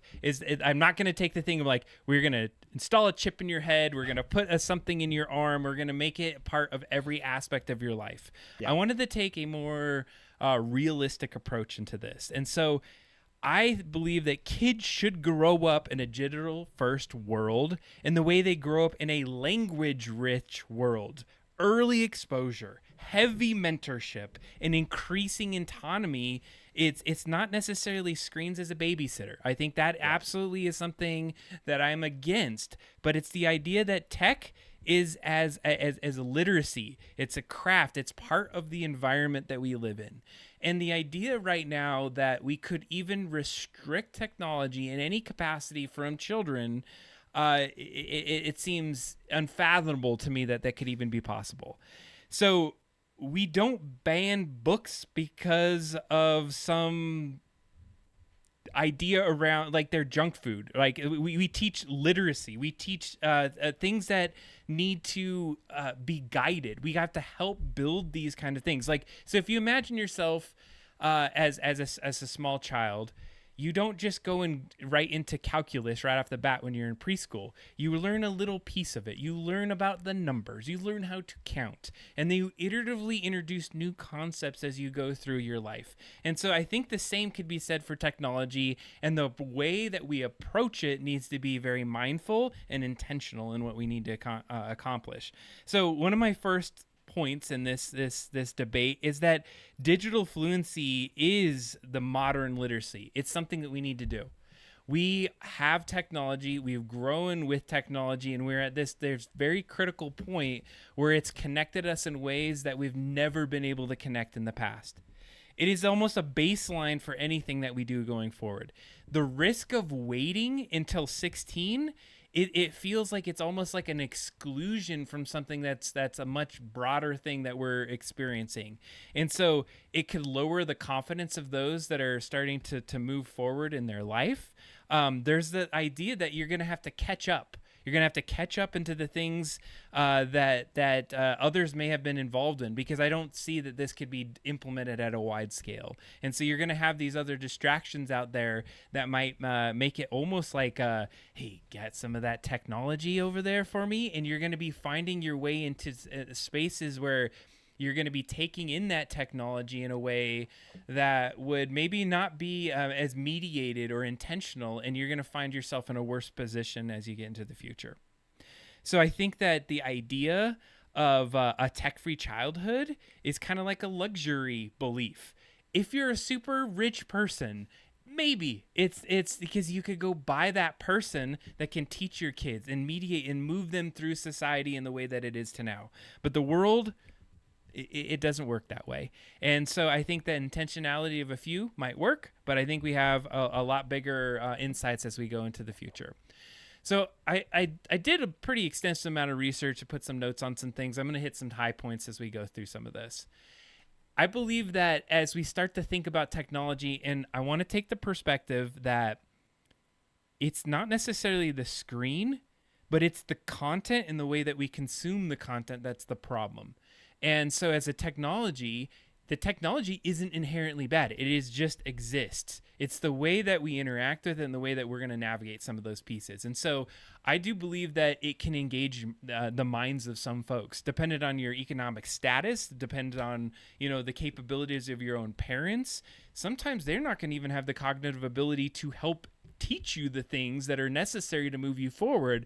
Technology can enable a little bit broader connections with others and concepts that are going to be important for you to develop as a child.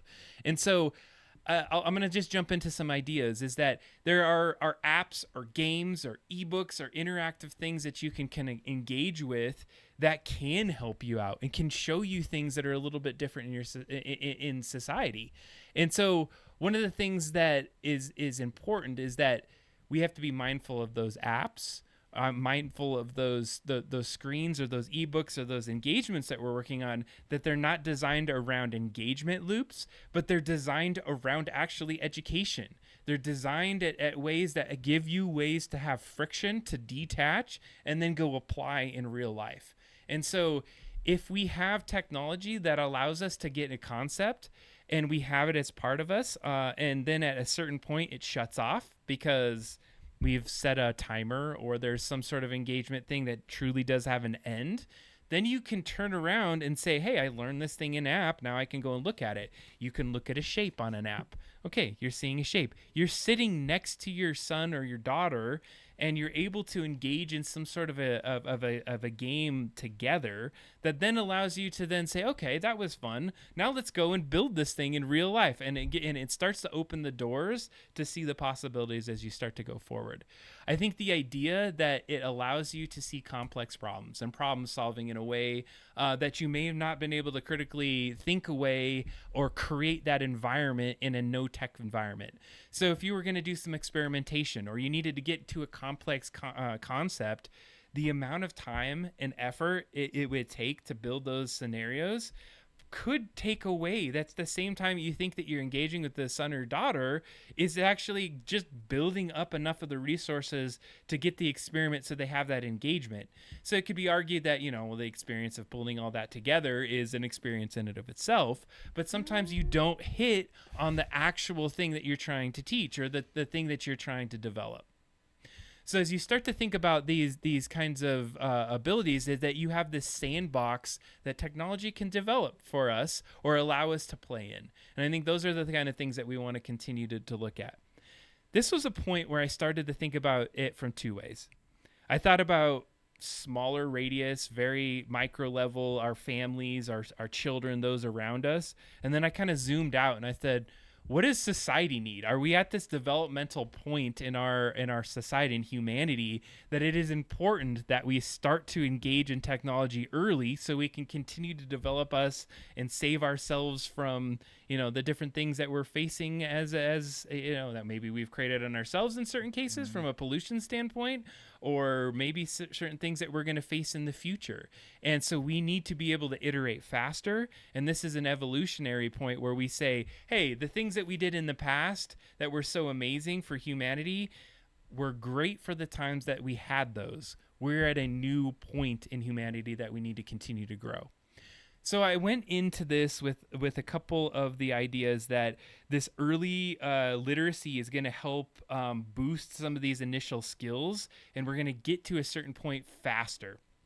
And the reason that that's going to be important, it's going to allow us to get to some higher concepts and other things that are going to allow us to flourish as humans in general. Now, I'm going to distill it back to kids and just that 0 to 16, but I wanted to keep that as a thread in the back of my mind, is that, you know, each generation is different and they're never going to be the same. And so sometimes we're just hanging on the laurels of the past because that was great and it was such a fun time to live in this time when there was no technology. That was a moment in time. That was something we cannot recreate again. And so we now have to adopt and live within the realities that we've created moving forward. So as we start to think about this, there's a lot of differentiation between the different humans that are out there. Some people have different ways of learning and different ways of engaging. Sometimes it might be through thinking and critical thinking. Others are going to have some hands-on. There's going to be some ways that people are going to have diseases or certain things like ADHD, and they're going to have some interventions that are going to help you navigate some of those spaces. So I do think that in the right way, and not even think, there is research that backs this, that in the right doses, it can improve your attention. So we hear that screens can wreck attention spans. There's the idea that interactive media and being in there and the doom scrolls are just going to rot your brain. But there is some things, like even the idea of playing games or going to the Khan Academy for kids and having gamified learning experiences will enhance your reaction time, will enhance your ability to do things. Even if you're playing a shooter game or action games, you're able to now react quicker into those stimuli. And this is that you have better concentration, better focus. Now, if you zone out into that too long, of course, we start to get into some problems. And so I think the problem isn't that we have technology or not. It's the amount of time that we engage with it and the kind of mechanisms and engagement loops that we're getting stuck into. So I do also believe that technology has a strong ability to unlock creativity for our children. Digital art apps let you experiment in ways that you may not have been able to do in the past. I think there are ways that you can start to identify things that you might like in a quicker iterative fashion. So maybe you start to paint one time, but then you start to realize, okay, painting's not where it's at, but I like something that happens in a little bit more of a 3D environment. And you utilize technology to identify maybe like a something in a 3D space that then you pause and then build in real life, or transition to technology like 3D printers. You're able to identify some sort of object or create something that allows you to now experiment and create something in physical life. The ideas of Minecraft was a big theme for me, is that Minecraft has been so pervasive over the last decade plus for not only just engaging children in ways of thinking about things and being able to create environments that are out of their own mind, but it's also starting to show them different historical things. You've been able to say, what is it like when you have this amount of resources and you have to build a society? You can do that in a game. You can have these simulations that allow you to think a little different than you've maybe ever thought in the past. As I started to think about the idea of technology being ripped away from you for 16 years, it got me really thinking about how much you end up losing across those years as you start to grow yourself. Is that it's become so essential in our society that any second you miss in technology will potentially affect your ability to do anything in the later parts of your life. By the time you're 16, you're technically 2 years away from being adult and launched into the world. And so in those particular situation, is that enough time for you as an adult or a parent of these children to educate them enough to feel that they can launch in the right way? They've already probably figured out how to go get technology at this point by anyway. So they're hungry for it because they know what their friends are looking at. They look at what they're looking at. And I also start to think that it starts to create a divide. It's this like it's almost like the folks that are maybe don't have enough money versus those that do. The same thing with technology. I don't have enough technology in my life. I know there's something on the other side of this. It's similar to kind of even what I've heard with Amish people, is that they have this moment in their time where they get to go back into real life and they get to go and experience things that aren't devoid of technology. And some people are overwhelmed because they've never been like ramped up to it. Others are like, oh my God, I've been waiting for this moment. Now I can engage in this next side of my life. So I think that the way that we reframe this and the intentionality that we approach technology is the problem. It's not technology itself. It's the way that we think ourselves around this. So if we start to encounter tech through TikTok and games, it looks toxic. But when we start to think about it as a tool and a supplement in our lives, technology starts to look a lot better in those cases. We have a lot more opportunities to engage in ways that we couldn't in the past. I also start to then dive in deeper onto the parental figures that are in certain people's lives. There are kids right now that would be in absolute depressive anxiety if they didn't have technology, because now they're able to reach out to communities and in diverse perspectives that they may never have been able to reach because they're in a situation that doesn't allow them to be open, to have an empathetic parent that cares about them enough. But that in these modes, if they're like, hey, no technology, we don't even have money, you go sit in your room and draw on this pad all your life. Whereas you can maybe go reach out and have a pen pal or have somebody that you connect with in a chat, or be able to have some like experiences, or talk about things that you have questions about, your sexuality, the ways that you think, the way that the world works, to be able to expose to other cultures and the ways that others are living. I think is too important in our growth as humans, that it's going to be something that's important. I think it's not it's choosing to be not digital necessarily or not. It's also a very big social layer. This connection with others is such an important piece of this, that it's going to help people how to behave, how to connect with other humans in a big way. Now, there is this intentionality that we have to be careful about, and I'm going to continue with this, is that it cannot all be the technology side. It's done in the mediation. And so as we start to think about this, if we start to restrict things, I think another area, and I kind of touched on this before, is the idea that you're going to get into a late stage binge behavior.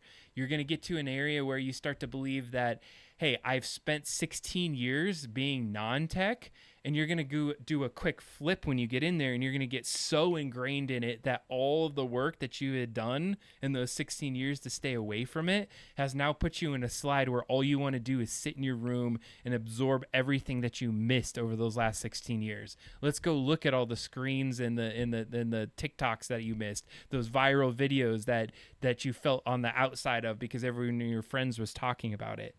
So we don't protect kids from water by banning swimming. We teach them to swim. We supervise the pool. We don't just throw toddlers in the deep end. We start with very small things. We put them in floaters. We work with them to get them through their learning curve so they understand the best ways to do that. So I do believe that as we start to think about this, is that brain development and like attention concerns are some of those things that we're talking about in early childhood. And so that happens with passive screen use. That's passive kind of things that are like the TikToks, the engagement loops that we get stuck into. And so it's not the technology, it's the ways that we navigate that technology and legislate maybe some of these other companies that are creating these addictive kind of things. So the things that are happening in Australia, where we're restricting social media, may be positive, but that doesn't mean we restrict every other possible thing that could be on those phones that are going to allow that connection. So as we start to navigate in this future, and as far as technology is concerned, is I do think that it's also allowed children to connect earlier on into maybe some of their life goals and some of the paths that they're going. It drives innovation, because at sometimes those ages where you don't even know what could be possible or not, sometimes as an adult, you're told, hey, you can't do that.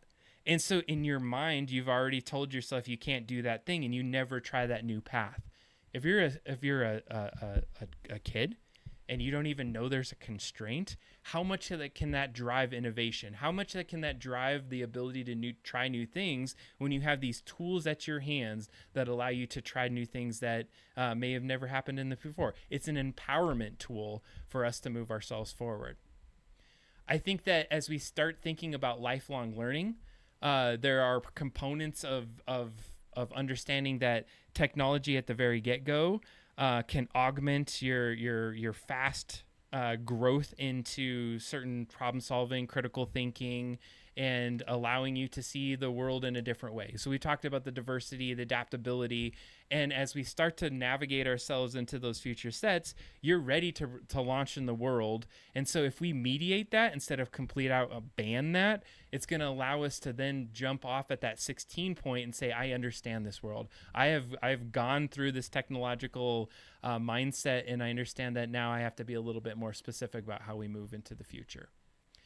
So as we start to think about this debate in a lot of ways, it was hard for me to ever think that we could just extract technology completely from someone's life. And I've also thought about technology in a lot of different ways other than screens. Did it include like the laser level that you use when you're going and hanging a picture? Or is it the other kind of technologies that are around us that are not necessarily screen based? And so it was hard for me to say what's the technology, because in certain cases you're going to need to connect with a computer and be on a screen to be able to utilize some of these other tools that are around us. So I think in my point is that I do not believe that it is a smart or ethical move to pull out. I do believe there are benefits to in-person connection, and we should never lose that, but we cannot do it by just removing technology because it's too layered. There's too much that's out there that would prevent us from growing as a technology-enabled future. Nice. All right, good one. That was good.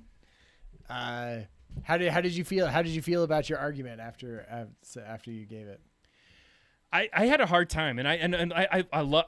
So number one, good job. Yeah. Taking maximalist views either which way can be very difficult. I would say one of the first things that I thought about this when I got it was like, it's going to come to a middle ground at some point. Sure. Because but I really had to like focus on like, we have to be intentional with things. That's what it changed my mind, is that I think we were a little laissez-faire, at least I had been, with technology. I got my kids a tablet when they were young, and I handed it to them and said, figure it out. Sure. And they're on their phones, they're on their computers. They are the most technologically enabled kids that I know up to this point. And I've seen them actually be very successful without as much mediation as I just even described. Sure. But then that's what made me think like, man, if I was a little bit more intentional and a little bit more mediated with this, could this outcome of a little bit been better for my kids? And like I feel like even going into the future, one point of yours that I was thinking about on your side as you were talking is that in the future with AI and vibe coding, I mean, you don't have to rely on corporations like Facebook and Meta and all of those places that are making those apps. You don't have to in some ways rely on them anymore. You could make your own thing, that doesn't have those addictive stuff. It'll be even easier to make things that are like that. I mean, I am super sympathetic to some of the arguments that you were making, especially around diverse perspectives that you would hear, right? The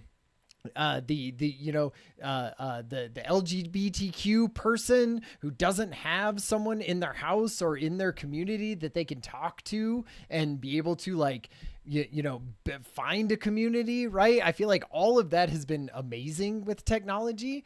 I feel like in some ways though, like a lot of what your argument were still things that you would have 70 years on this earth to do, right? Like to build up those skills and do that. Like it doesn't, I just feel like it doesn't need to be front loaded as much as that. Like I feel like you could still teach kids how to be computer literate, right? And how So, to be AI literate in a later in life. I would section. say that, but is it that that is the time where you learn and you're most impressionable? And so you need to learn those skills during that developmental time, because once you get to a certain point, and we actually talked about this, like, when do you truly stop learning to that depth? And so I'm making the argument you're skipping this chunk that is the most impressionable, the most it's going to be sticky at that point in your life. And so you're getting sticky with the in-person, but not some of these other core areas. Right, exactly. And that's like the straight up. I would say that going future forward now, what technology are we training them on? The technology might be different year to year, right? So it's almost like you would be front loading them on a technology that's going to be outdated by the time they're 16. Why not make them amazing human beings that can be adaptable and have critical thinking in no matter what technology is there? And then once they become 16 and they just are dealing with whatever technology we are at that time, which could be crazy different from when they were 8 and you were teaching them that, make them amazing human beings that can be adaptable to any of that. And then be now that you're 16 and you're ready to get out into the job, we're going to spend these next 5 years, 2 years of the rest of high school and 2 years of associate, everyone's going to get more education past high school, you would think. And so even if you're getting some associate's degree or something, and that those are the years where you would say great, now whatever technology is, let's do that now. And you have an amazing human being, running it. I would say we've grown with technologies as humans from the dawn of time. We've created, we've used sticks to start to use things and create tools out of those. That's technology. And so what I'm thinking is that we're at this point in our lives where I'm not saying go give them a very specific piece of technology, but you have to grow with the technology as you go. And so that's my point, is that you have to be exposed to it so that you ramp into that next level of whatever is coming, because you're restricting it, and then at one moment it's haha, check out this is where you're at, and it's overwhelming. Yeah, I'm 100% sympathetic to that, and I'm sympathetic to the way that technology, like you said, is not inherently bad for the child or whatever. It's sort of the way that technology is used now is bad, and because it's corporate driven and attention, dominated, that's the technology that we have right now. And so saying, great, here you go, kids, just throw them into the lake of that is that is bad. I do feel if you were going to go in a direction going forward and ease them into it, that you'd have to be really intentional and probably using things that aren't commercialized, that have ads or have no other outside thing except for your child, getting ramped up and eased into a world of technology. I feel that would be the best way possible, right? Is something that doesn't have some ulterior motive in the background, which all of these technologies, because they're part of a corporate, world that we live in, do. And so going into the future, maybe I vibe code my kid. What is the best way, to get a 1-year-old into technology, right? And it's touching things on an iPad for 40 minutes a day, and that's it. And then you're great, I will do that to ease them in and get them used to that. But it's not going to be some horrible, addictive, doom scroll that we're getting you into that just, gives you brain rot. It's intentional at that point. Intentional is the word of the day for me. It's my word all the time. But as I want to go to some chat. Because there was a bunch of chat that I was reading. I was don't want to interrupt Adam. No, it was great. And so I think, technology is everything. At what point is an artifact off limits or subject to restriction? Right. And I was trying to be yes, but in my mind and my argument is you would have no screens and no e-readers that would be reading you the screen, right? Maybe you could have music players, that would play you music, and that would be technology, right? But sort of nothing in the way of digital interfaces that you're interacting with, right? Well, so here's the key, and I think Mike Azul really hit the nail on the head with this. It's like the negatives of technology come from the social side. And if you think about that, is that if you just had a device that had a really creative app on it that you're playing on it, where's certain, maybe the downside is you played that damn thing too long. But the doom scrolling, what are you doom scrolling? Other people like yapping at you in weird, stupid AI videos and other things that are like absolutely rotting your brain and not contributing back. It's like been a social area that you constructed to do that. Yeah.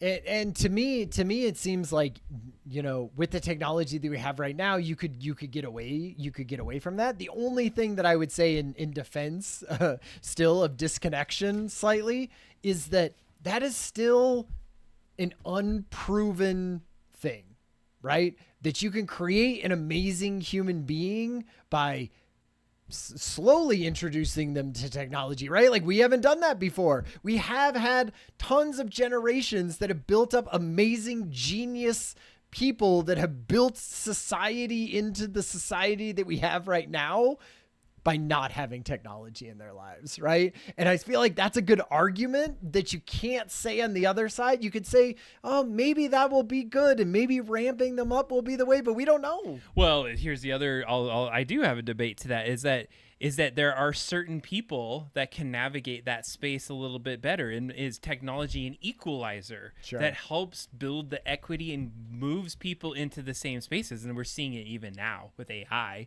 is that people that couldn't do certain things can now get to certain spaces a little bit more, and now they're able to like show the worth and the creativity and the abilities that they have. And so I think there's been some really great arguments in the chat that talk about, you know, the differentiation that other users have. There was one, Laura had mentioned Khan Academy was the only online self-paced instruction methods that they've had success with. And so imagine being in a classroom with a book and trying to learn some sort of mathematical formulas and just not clicking for you. Totally. And now you have this technological ability to do that. Why wouldn't we want to differentiate our learning for that our children need? And I guess what you would say is it better in the whole in the whole of society to have people connecting with each other in a non-virtual space and looking at each other in the face and writing things down on paper,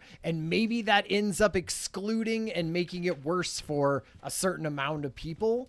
Like maybe there's 15, 20, 30, I don't know what the percentage is that would have a worse time with that, but I guess we wouldn't know, would the percentage of humans that flourish from that kind of thing that aren't done into a world of attention grabbing apps and all of that, would the world that would be there excluding those things be better off? Or would it be better if we had everyone sort of rising up together, but less kind of overall production because we're all brain rotted, addicted to screens, right? So it's sort of like, yes, you're going to lose some people when you do it the old school way, but maybe it as a whole, society benefits from that. I would say if it's any percentage, then it's not for me. It's like if you have an option to allow some of this differentiated experience, because you're like, that feels very,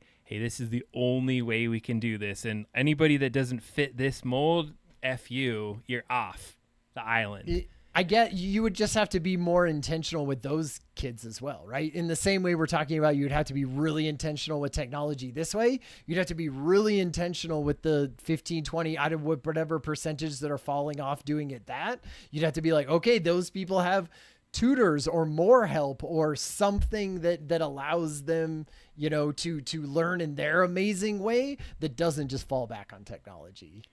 I feel like I'm hearing what you're saying with this, and I'm going to just take a quick moment to step in and say human connection is amazing. The ability to have a technology out of the picture and look somebody into the eyes and like have a connection and be in the moment. And those kind of things feel good. Like when you're out with your family on a walk and the sun hits your face and the rocks are like under your feet as you shuffle down a path. Like that is amazing. And the feelings that you get from that, I think are very special. And what I feel like is happening is we're saying like just keep ramping that up and just do a bunch of that kind of stuff. And where I think either which way is if it's all 100% technology and brain rot, or it's all just us like jaunting around on trails and like hanging out and kumbaya. How much can you learn from like helping grandma with a puzzle every day? Right. and so this is where, you know, my initial thought was like, we're going to get to like this middle ground. And where I would say my argument and where I focused on the maximalist side is that it's not the technology, it's the way the technology is delivered. And I love that the chat has brought out the social elements in this, because that's truly the thing that okay, it's not just the social side. That would be putting the onus on us to say like our social paradigms and connections are what are causing this. I think it's the idea that it's a lot of the apps that cause the harm are driven by profit. Yeah. And so they are just like, I just want eyeballs and thumbs. Yep. They're optimized for that. They're not optimized for development. And so my thing is that we're having class warfare here, right? And really the answer to what we're trying to say is always capitalism. Well, I don't even go. It's always capitalism is the thing that always screws up late stage capitalism. But it's the idea that like, can we create things that are actually positive to society that still have integrated technology pieces, and we just have to be intentional about how we integrate those and be mindful how we continue going through that. It's kind of what's amazing about the future if you think about it in a positive way, right? Because yes, all of the things that make it easy to create something, some sort of software that takes away a lot of jobs, means that I could make my own individual thing for my own personal use that doesn't have any of those hooks, those bad hooks that force the hands of all of those stupid, technology companies to, monetize all of their stuff. Right. And so if you could build something like that, like amazing going into the future, and being able to do that yourself and really be intentional with your children, like that is a cool future that we could possibly be headed towards. And man, it would be really great because we could have that in between, right? Where it's an intentional use of technology and you wouldn't have to cut it off to be able to have the kind of connection and learning and not any of, hopefully the bad sides of that, which would be amazing. And I think that's a really good area to kind of start landing this plane on, is that this isn't an F capitalism discussion here. But it makes me think about this in this discussion. Like one thought that's surfaced, like, what the hell are we doing? What is like? Why is money the thing that we are always going towards? Yeah. Like, I think it makes sense. We need it. We need it for certain kind of transactions and ways that we go. But what if we were really just like, how do we maximize happiness? How do we maximize like being content and good with each other? Because that's the flourishing. And so if we were able to focus and leverage, technology just to make sure that our lives felt better, that we were still learning, we were still innovative, we were still exploring, I think those are things. Now, this make me sound like a hippie? Probably. I mean, there are other reasons as to why capitalism does work and why those things that, motivate people, others to make that happen. And so, I mean, I'm sure we're just going down the rabbit hole of like, what's right. But if we would stay on topic, is that I do think that technology, from my perspective, still holds that you have to have it as part of your life. Like, I wouldn't want to pull it out.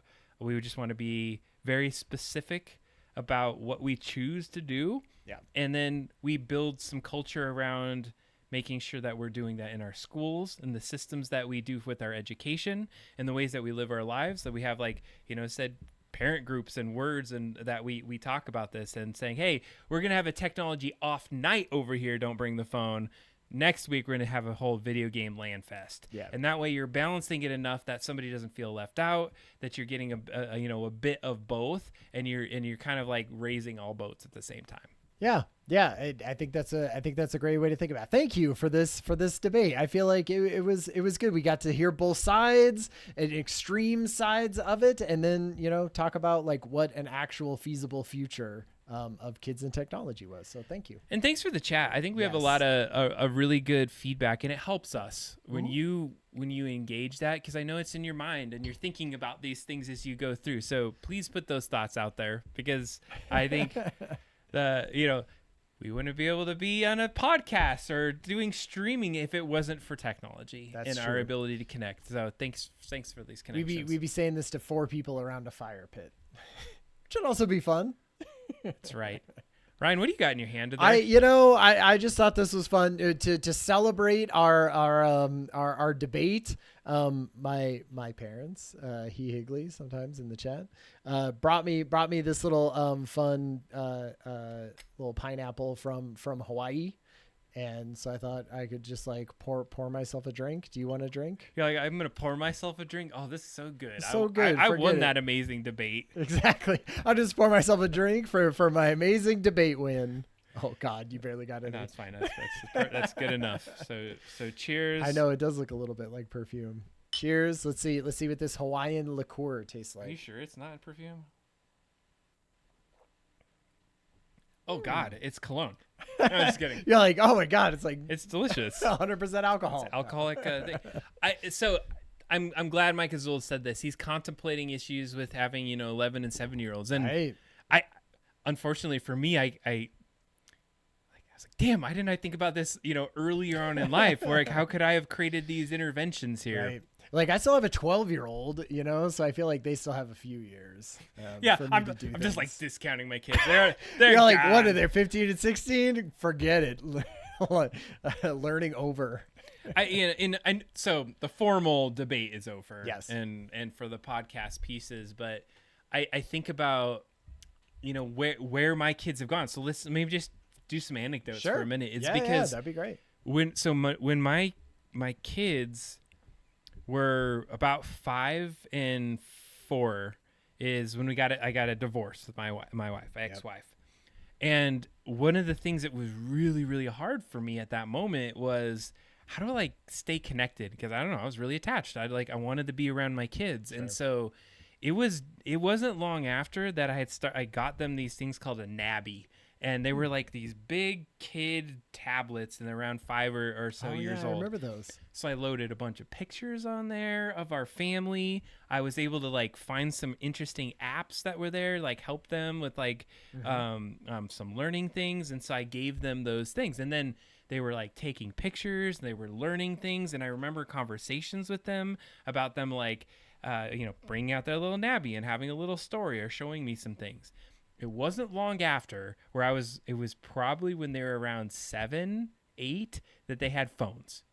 Got them phones. Sure. The reason I got them phones was to stay connected to them via text message. And I feel like that's usually the like kids want independence, right? But parents want to be able to still connect, and make sure. And that to me is what kept our relationship going in a way that felt like there was no gaps. Like there was this continuity of connection that I was able to have. Like we would text each other. Sometimes it was just emojis. Yeah. Ways to call each other. They would call me when they, had fear or they had something they wanted to talk about. And so me thinking about them not having technology, or the many of kids, like 50% divorce rate or more in the US, like how many other kids would now not be able to talk to their mother or their father because of a technology enabled existence. So those are some things that were really interesting on how that. Yeah. I one of the sides that I was thinking about as I was doing my edge that I thought of as being sympathetic to the side of just stripping away all of technology was, gosh, I do try to like have parental controls on all devices, so like their phones have parental controls on it that have certain amount of times that they can like be on their phone throughout the day. And then it also limits app time.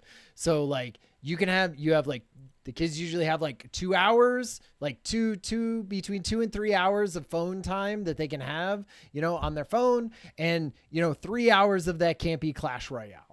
right? Like, or 3 hours of that can't be YouTube. Like 45 minutes can be YouTube, 45 minutes can be Clash Royale, and those things. And so I tried to do that. I tried to do it on the Xbox. I tried to do it on our TV, and Roblox. Like, there's so many different aspects of having to, there's no like central hub. I mean, I guess the Wi-Fi I could do at some point, right? But even then they're outside of that and all of that. And I was like, man, this is so hard. It's like, you could be done with your 2 hours on your phone and now go over to your laptop and get it, an hour in. Like, they don't connect with each other to say, no, like, cut them off after 3 hours of screen time altogether. Like, it's really hard to do all of those things. And so then you have to be also the police on top of it, right? And so I was like, man, if you just like strip that all away and had none of that in it, for one thing, I just feel like technology right now is bad about all talking with each other and integrating with each other in that way. And I feel like a lot of these sort of children's parental controls on stuff is a little hand wavy. It's a little like, yeah, we gave that to you. Like, Roblox is the worst. Like, my kids still play Roblox. Mm-hmm. Like, and if you go in and you're like, all right, I want to make parental controls for this. If they are a certain age and over, like, it lets them change their own parental controls. And I was like, how does that make sense of parental controls? What parental controls are you allowed to change your own parental controls for?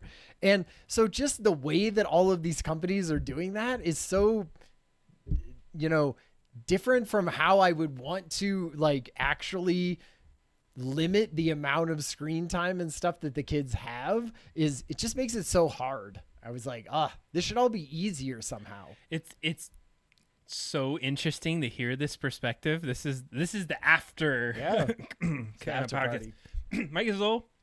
I'm not sure if that's a see ya, like you're leaving, and if it is, see ya, buddy. It's been fun to have you. Or maybe we're just saying check your ass and it was something else.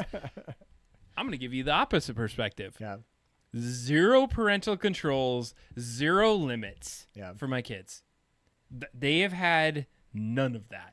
I don't even check their phones or anything. And so the thing that I found that was different about this, they burned themselves out. Sure. There are moments now where my kid, he's just like, I'm done. Like, I can't even take it. I don't care. I want to hang out with you, Dad. Let's go for a walk. Let's go do these things together. And so it was like so much of that in their face that they were able to self-regulate themselves. And the thing was, like, it wasn't that I said, hey, technology is your babysitter for everything. Like, we have events, we go do things as a family together, we go to dinners, we go to walks, we like have these things built in. And there's an unspoken rule that, hey, if we're going on a walk, you ain't going to be on your phone during that. Mm-hmm. That's like the only limit, but I'm not limiting the device, what they're looking at, what they're engaging in. And I know this is anecdotal because you can't just scale this to like everyone else. But a lot of my in-between gap conversations are like real and connective with them. Like, we do things that actually have depth as a family that isn't just like cursory, if you will. And so, at least in my experience up to this point, that has helped to navigate this like technological, I can't even think of myself trying to limit them. Mm-hmm. Because it would be so difficult on my own time and what that would look like. And they're thriving. They're, tops of their class. Sure. They're honors, straight A's, honor roll. So it's almost a reward for them. Because one time I was like, you need to get off your game. It was like 2 a.m. and he's playing his game. And he's like, why? I got straight A's, honor roll. What do you want me to do? And I'm like, fair. Just be quiet because I'm trying to sleep. So my point is that I think that there isn't one size fits all. And there's going to be these moments where I think that technology in and of itself can really burn somebody out. It's like you can only take so much. Sure. Yeah. I mean, like you said, still anecdotal though, right? Like, I would say, like, in general, we found that just giving kids unlimited access to technology, like, is worse, outcomes for them. And sure, like maybe your kids like can handle that, right? Or like can do that thing, and they can look at it, and they had a good enough upbringing to be able to, you know, think about when they can use it and when they don't want to use it. But like, you know, I feel like we've shown, like studies have shown that like in general, right? In general, if you just think about it, if you just have no controls over any of that, then it ends up, you know, taking over people's time. And not even just in the sense of like, oh, you're doing something, you know, till 2 a.m, but like you're not doing something else that you would be doing during that time, right? Like I know I have times where I'm like playing video games and I'm into a video game, right? And I want to finish that video game, and like I'm spending 2 hours a night playing the game. There are those things that I could be doing in that 2 hours, you know, that like maybe, you know, would be more productive, right? Or maybe help me more in the thing. So it's less about like, is that thing necessarily bad? Is playing the video game bad? I don't know. Probably not that terrible, right? But is it like taking up time that could be doing something that is like even more developmental and like in the end better for your, you know, well-being? So that's I think the point we're going to is like, what is it that we're trying to develop ourselves to? So take the AI thing. Like if AI is supposed to make our lives easier, like is easier that you just could go do whatever the hell you want, and you're gonna go brain rot anyway? Sure. Yeah. Like is that the reward that we want to have for ourselves? Right. Is like the reward is I just get to sort of brain rot and watch YouTube shorts and play video games and do whatever I want. I think people usually find out that in the end, that is not a great reward for yourself, right? Like the better reward you typically is learning something new, right? Or taking your talents and putting that towards a new thing that has gone out into the world. Like when you look back on things and you're like, what was meaningful in my life, right? What was the thing that like I look back and I want etched on my tombstone, you know, about it. Usually people don't say like, oh, because I wanted to work more, right? Or I wanted to finish, you know, another match of Fortnite or something like that. You're like, no, it would have been us, you know, creating something new and putting it out into the world. So it's tough. I think that this is an endless debate, totally. But I think we've got some really kick-ass insights. I'm glad that we had this anecdotal like outlay of like what we've seen, and you know, a good like ending is Mike Azul is that sometimes you need to eat a bunch of junk food to learn something about yourself. I love that. Is that, you know, it's going to be different for different people, and we'll only see as we go forward. I think that if there's takeaways from what we've discussed tonight is that it is just going to take some intentional steps on our own selves. No one's going to come in here and try to police this for us. And I mean, to be completely candid, I have hard times sometimes getting disconnected from the scroll. Sure. I've had some hard times in the last couple of months stopping Instagramming, and I'm like, what the hell is wrong? I never used to do this. and you get into it, and then you start to realize, and so then I have to build little factors and kind of pull yourself away. Yeah. But nice. Did you? Yeah. What do you want to do? I wasn't ready for it, but now I feel like I am.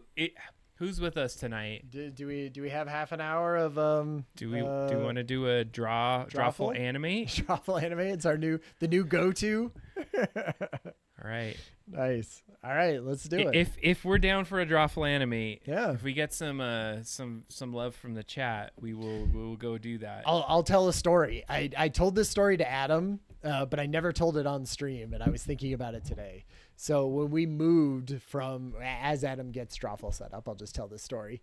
So we were moving from our old house to the new house that we're in, and we needed to get rid of some stuff. And one of the things that we wanted to get rid of is sort of this big plastic mountain that used to be in our backyard. I dug a giant hole by hand, and I filled it full of wood chips so the kids wouldn't die falling off of it. And there was this giant mountain, you know, it's probably 7 feet tall, and you can climb on it, and there's a space in the middle. And we had it for a good 10 years, and the kids had used used it, but they were older than that now. And I was like, we're not moving this to the new house. I'm going to put it for sale. And I never put anything for sale on Facebook Marketplace, but I thought, great, I'll do that. So this thing, like in this mountain, costs about $700, I think, new. And I was like, I don't know. It's sort of old. This part of it is broken. I'll just put it on for like $150. And I put it onto Facebook Marketplace for $150. And apparently that was like some kind of steal of the century. So I put it up and like these people are writing me, right? And they're like, bing, bing. Oh, is this available? I could come and get this right now. I will pay you cash for it, you know? And so I'm kind of like, I was in the middle of a thing. It was stupid. I had posted it when I had meetings to go to. So I'm like at meetings at my desk and I'm trying to like, get these, responses to people. And then at some point, I think because that I had gotten so many responses, it got put on some sort of even larger list of like awesome deals in Colorado Springs or something that I had absolutely no idea how that even worked. And so then I was getting like inundated with all the tons and tons of requests. Oh, do you still have this? I can come and pick this up. And I'm like, who was the very first person that read? I'll just give it to them. And so I'm trying to write them. And my wife writes me at some point and goes, hey, you know that mountain that we were thinking about selling? The next door neighbor said that they wanted that for their kids. So I said they could have it. I was like, okay. And so I had to write, like, I wrote everyone back. I was like, sorry, this is the thing. And I wrote the very first person who I had been talking to. And anyway, so like we ended up just sort of giving it to the next door neighbors who were our friends. But at some point for $5 I don't even know how much we asked for it. But anyway, it's my Facebook Marketplace story. All right, well, Ryan, we're about to get some Drawful Animate. Get your phones out, folks. Jackbox.tv. We're about to hit it up tonight. APCT. Ryan, how come you didn't go to the bathroom as much tonight? Oh, he's going to the bathroom right now. Of course you are, son.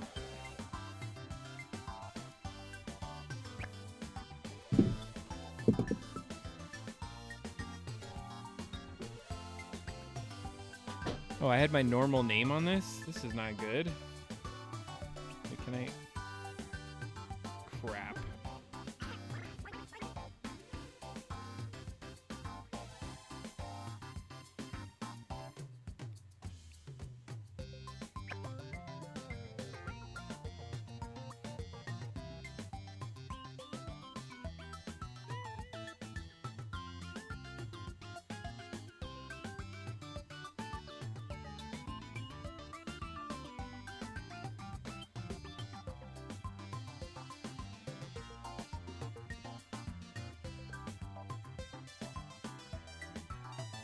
All right, this is one of our new favorite games, Drawful Animate.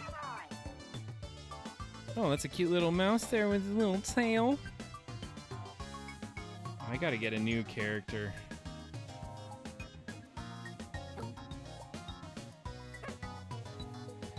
You know, one of these days what would be fun is to have a double drop-down meetup somewhere and then go have a night on the town so it's not all technologically driven.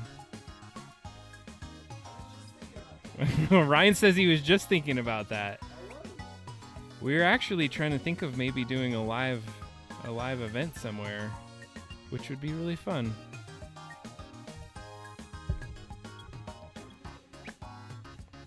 Our first con. Double drop down con. All right. We're getting everyone. We got Boing, T, Stealth Mouse. Ryan, you need to get in your drawings, bro. Nobody wants to wait for you.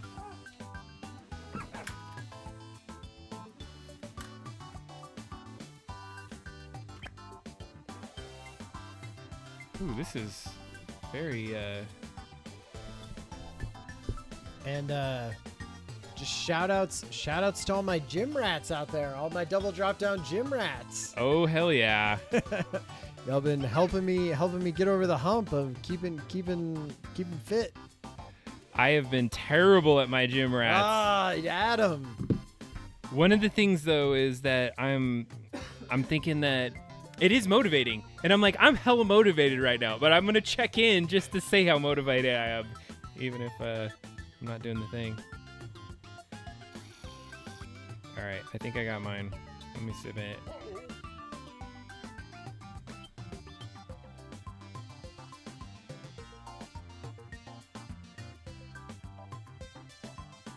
Oh, Becky's in.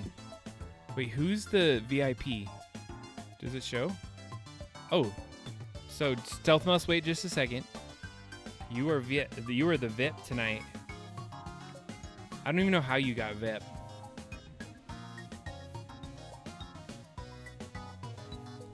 This is gonna be a good game. Look we have 6 people. Becky, have you played this before? Have you done the animate one? I don't know if you have. I like the little rain one. Boing. There's something really pleasurable about a 2-frame animation. Yeah, it's really good. All right. It's all up to you, Becky. Get those drawings in. Get that animation set up. Now it's going to be epic. I'm expecting something great. We're all expecting something amazing.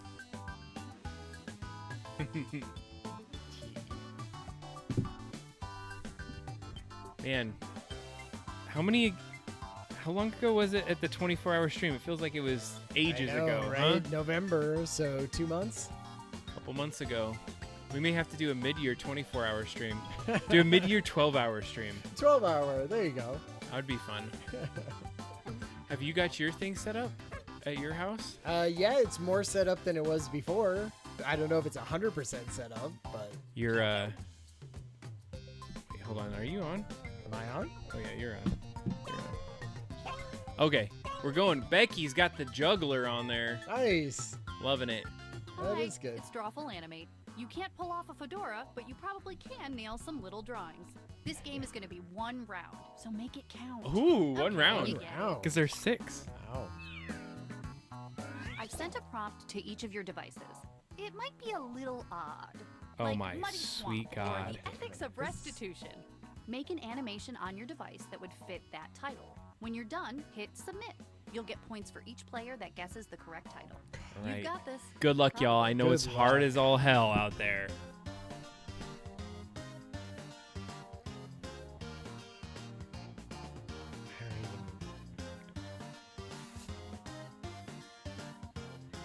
At least you have 2 minutes and 40 seconds left. Yeah. No racer. God. Yeah, think hard.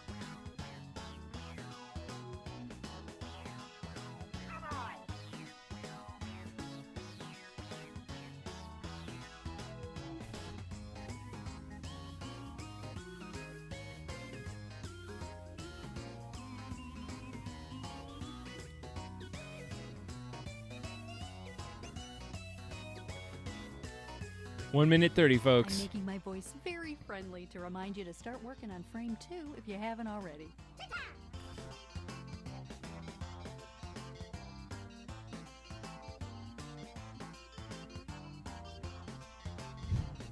Okay. All right. Frame 2.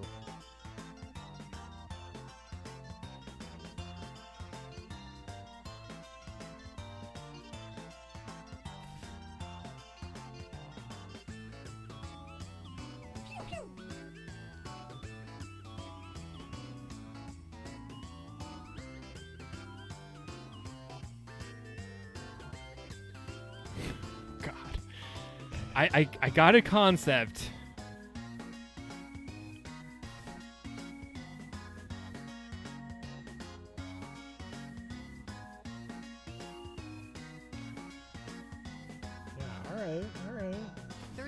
Warning, that's not enough time to make your bad drawing good, so just go ahead and submit. There's no time to do a bad drawing good. Just submit. God. Oh shit. Oh shit. 12 seconds. 10 seconds, Hey, people. 10 seconds, people. Okay. Oh god. We're at 6 seconds. The drawing is done. Let's check out the first animation. I'm excited. Yeah. Art. Oh What's a god. good title for this animation? That's Write a it good on your one. device now.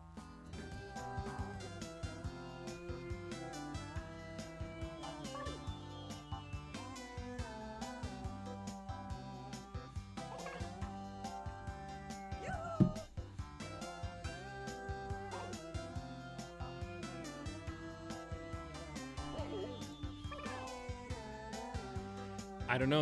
I'm so glad we found this one. This Yeah. is the best one. The This is a music good is one. calming. Yeah, so it's much better. fun.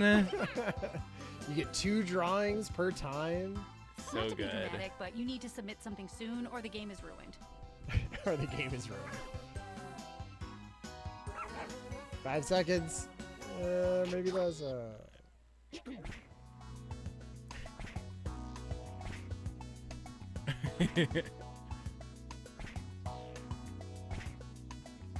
Check these out and pick the one that you Oh, think is man. right. Okay.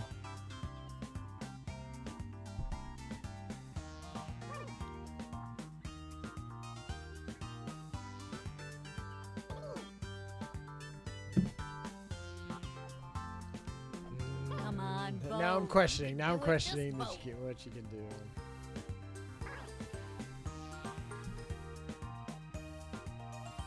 Double down. Okay, who got tricked? Yes, I suckers. did. I got tricked. We're usually good at tricking each job, other I ourselves. know. Oh It's gosh, good. I almost double drop down. Is it? Is it? Good job. Oh. Nice. Good one. There we go. I got 5 points there. Somehow. That's a short one. Uh-oh. Ooh. Think of a good title and write it down.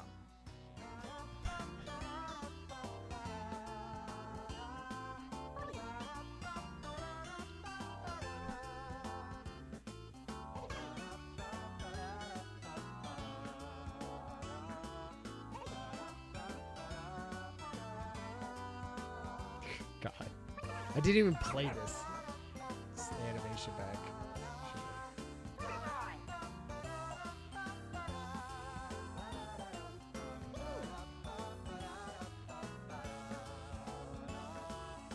Submit a title or I'm canceling the game. Do not mess with me.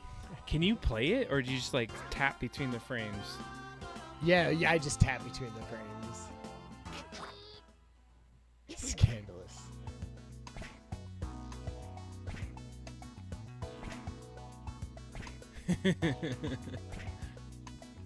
Behold, your Oh, collective God. effort.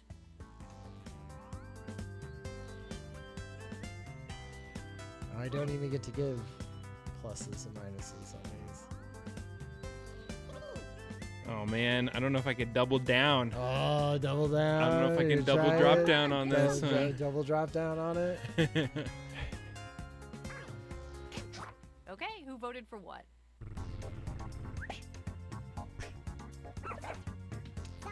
Yeah. No.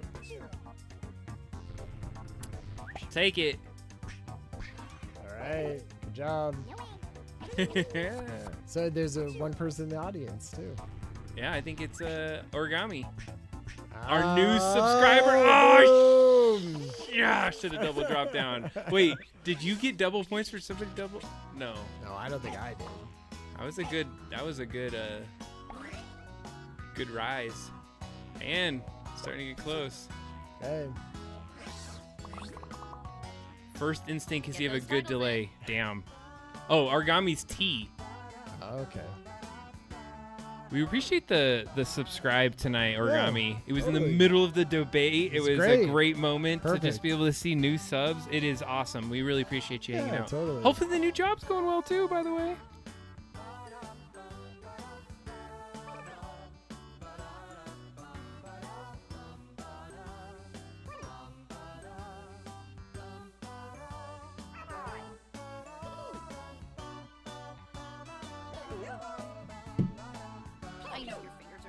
But I promise this is worth it. Type something. Yeah, well, thanks. Totally. Yeah, we made partner on one of the 24-hour streams. That's right. That's right. I think it was our first. Yeah. The worst possible thing. Oh, California What a trip. That's spread. awesome. Yum. Okay, time to vote.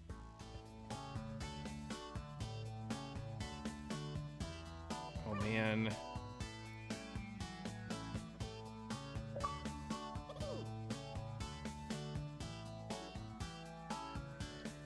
It would be so fun if you voted right now. I love this little corgi at the bottom. It's so good with the little Let's feetsies. check out the results. I'll take it. So I'll take it. Yeah, I got Xbox rewards. So good. I almost double dropped down on Oh, dang. I almost got you. Double drop that. Yeah, I down. didn't though. I thought better of it. This is it, right? Ah, Sucker. Damn. Oh, worst possible thing. Ah, come on. Good So job. close. That is the Alright. worst possible thing. It's true. It's a good one. I'll take dropping the cherry. Okay. All right. We need to get bump Adam out of this. It's ridiculous. Compose your title.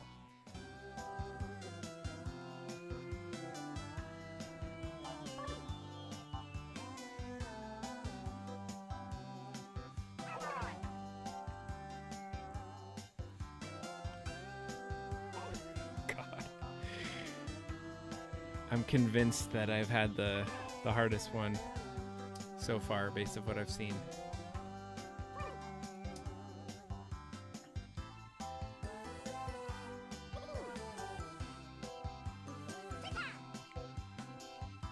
Just a joyful reminder to submit a title. Okay. Go, go, go. Delay, delay. Oh, I think origami has a delay.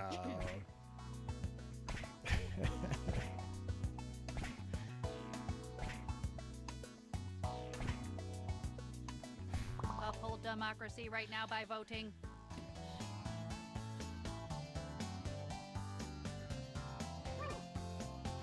Oh, God. Oh, yeah, you can't vote if you're the guy. Yo, you gotta pick something.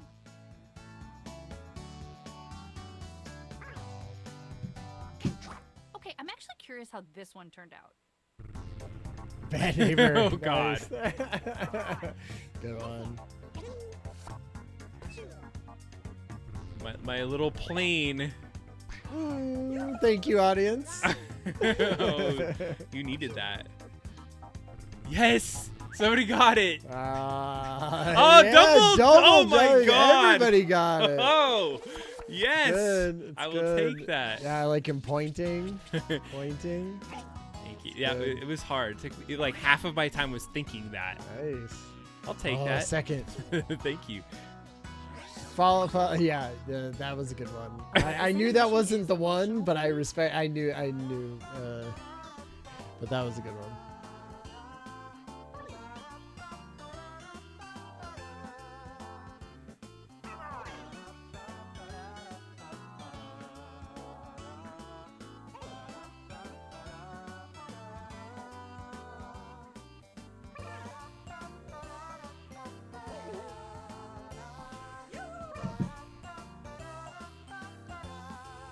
That's true. Have you been watching the new Fallout? Talking about Fallout? I have. I'm caught up. It's pretty good. Oh, it came out Tuesday. shoot. Adam's not caught up. Spoil him. Or your Yeah, I worst. know. I really don't care. My son really wants to watch it. Okay. That's one comedy. Good. Oh my God! Everyone has the word eraser in there. Oh, Pop your there's some top. pretty good options here. Well, there's one. Shoot! Can't double drop down.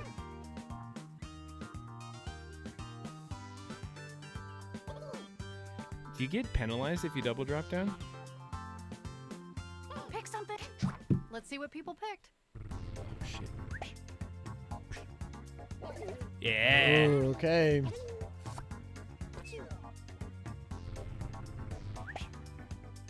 I'll take it. I'll take it. I needed that. Oh, please be that. Yes! Yes! Both of us! Both of us doubled down! Oh! Oh, that was both of us doubled down and got it. Because the question marks. Yeah. Go Yeah. audience. Good job. It was good. I'll take it. Oh. You Yeah, needed that double. I needed it. But I did too to Yeah, keep exactly. that. I would have surpassed you. All Final right. drawing.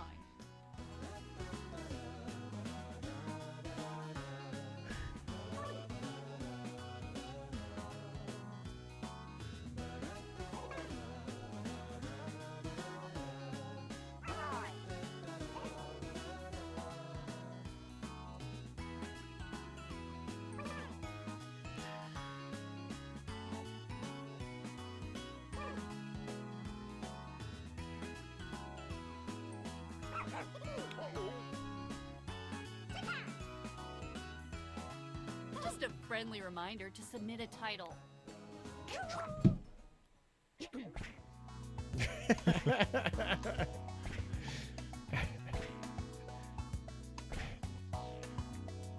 Oh, Okay, man. check these out. All right. Okay. The show is very good if you hadn't seen it. It is.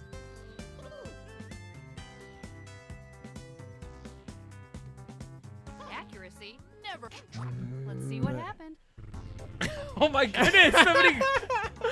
Double down, too. Good one. Good one. Oh my god. Okay. Audience. All right. Thank you for the vote, boy. I didn't think I'd get any. Oh, it's gotta be that, right? Come on. It is. It is, isn't it? No! Oh! Boing. Boing. You- Wow. Wow. Yappy little. Really good. Oh, man. Oh, ouch. Oh, man. Oh my goodness. Good job, Adam. I don't usually The win big these. winner. Great Oh, job. man. That was amazing. Good job, folks. Oh, I'm way down. Great Holy one, crap. man, and by a A lot. full suite. Wow. Great one. Thank you, folks. Man. It's not typical. Very atypical. That was good. Hey, that was a really fun one. We really appreciate being able to have this at the end of the night. And guess what? We're gonna debut one of my special songs before we leave for the night. So hey, thanks for hanging out tonight. If you didn't know, I'm creating an album that I've been spending a lot of time on. Yeah. And so as a send off for the evening, if you want to listen to it, I've been creating a couple songs, and I'm opening my browser right now. Hopefully, it's gonna open up. And so what and thanks to Mike Azul, guess what? Mike Azul named me. It's MF Abdo is in, so we're up to 12 songs right now, and I'm going to release the whole album pretty soon. And so it's a rap album, MF Abdo, and tonight's song is going to be called, here we go. I got to pick the right one. This one's called Press Start. Okay. And we will see you. Yeah. Thank you, everyone, for the Thank fun you. night. Enjoy the beats as we go on. Press start from MF Abdo coming here. Double Drop Down, great topic for the night, Yeah, it's Ryan. fun. We really appreciate it. Check it out on Spotify. We'll see you next time. Give us some insights in the Discord if there's other things you want to talk about. Yeah. We'd love to hear more. Or for the 100th episode. And until then, we will talk to you later. Good night. Press start, still works, yeah. Press start. Press start, we already know this. Same screen, still focused. Press start, we already know this. It's fine, it's fine. Press start, we already know this. Same game, no saving. Press start, we already know this. All good, all good. We had one game, made it last. No updates, no patch. Every sound stayed sharp, every bar stayed intact. We learn patience from waiting bars, learn loss from restarts, learn how to keep going without calling it hard. We sat quiet in the dark, screen lighting up our heads. Time moves, no one purpose, we didn't understand. It's loading, still loading. We don't rush it, we wait. Press start, we already know this. Same screen, still focused. Press start, we already know this. It's fine, it's fine. Press start, we already know this. Same brain, no saving. Press start, we already know this. All good, all good, all good, all good. Same game, same move. All good, all good. We say one more, knowing it's not. We say last time, knowing it's not. We learn how to stay inside small things, how to finish nights without finishing things. No score follows us past the room, but we still remember how it moves. Screen goes dark, hands don't move, sound cuts out. We do.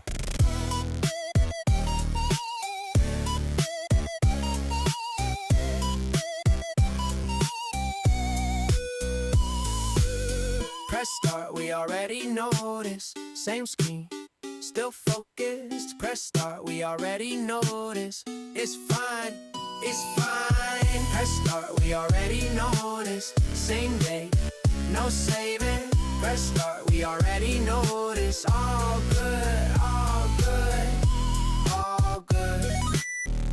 Same game. Press start, we know.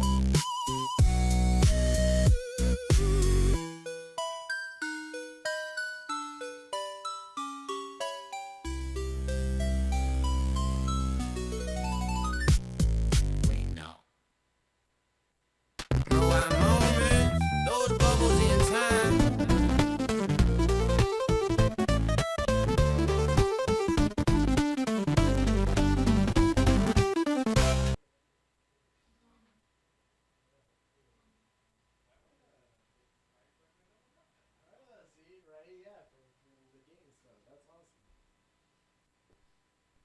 Ooh.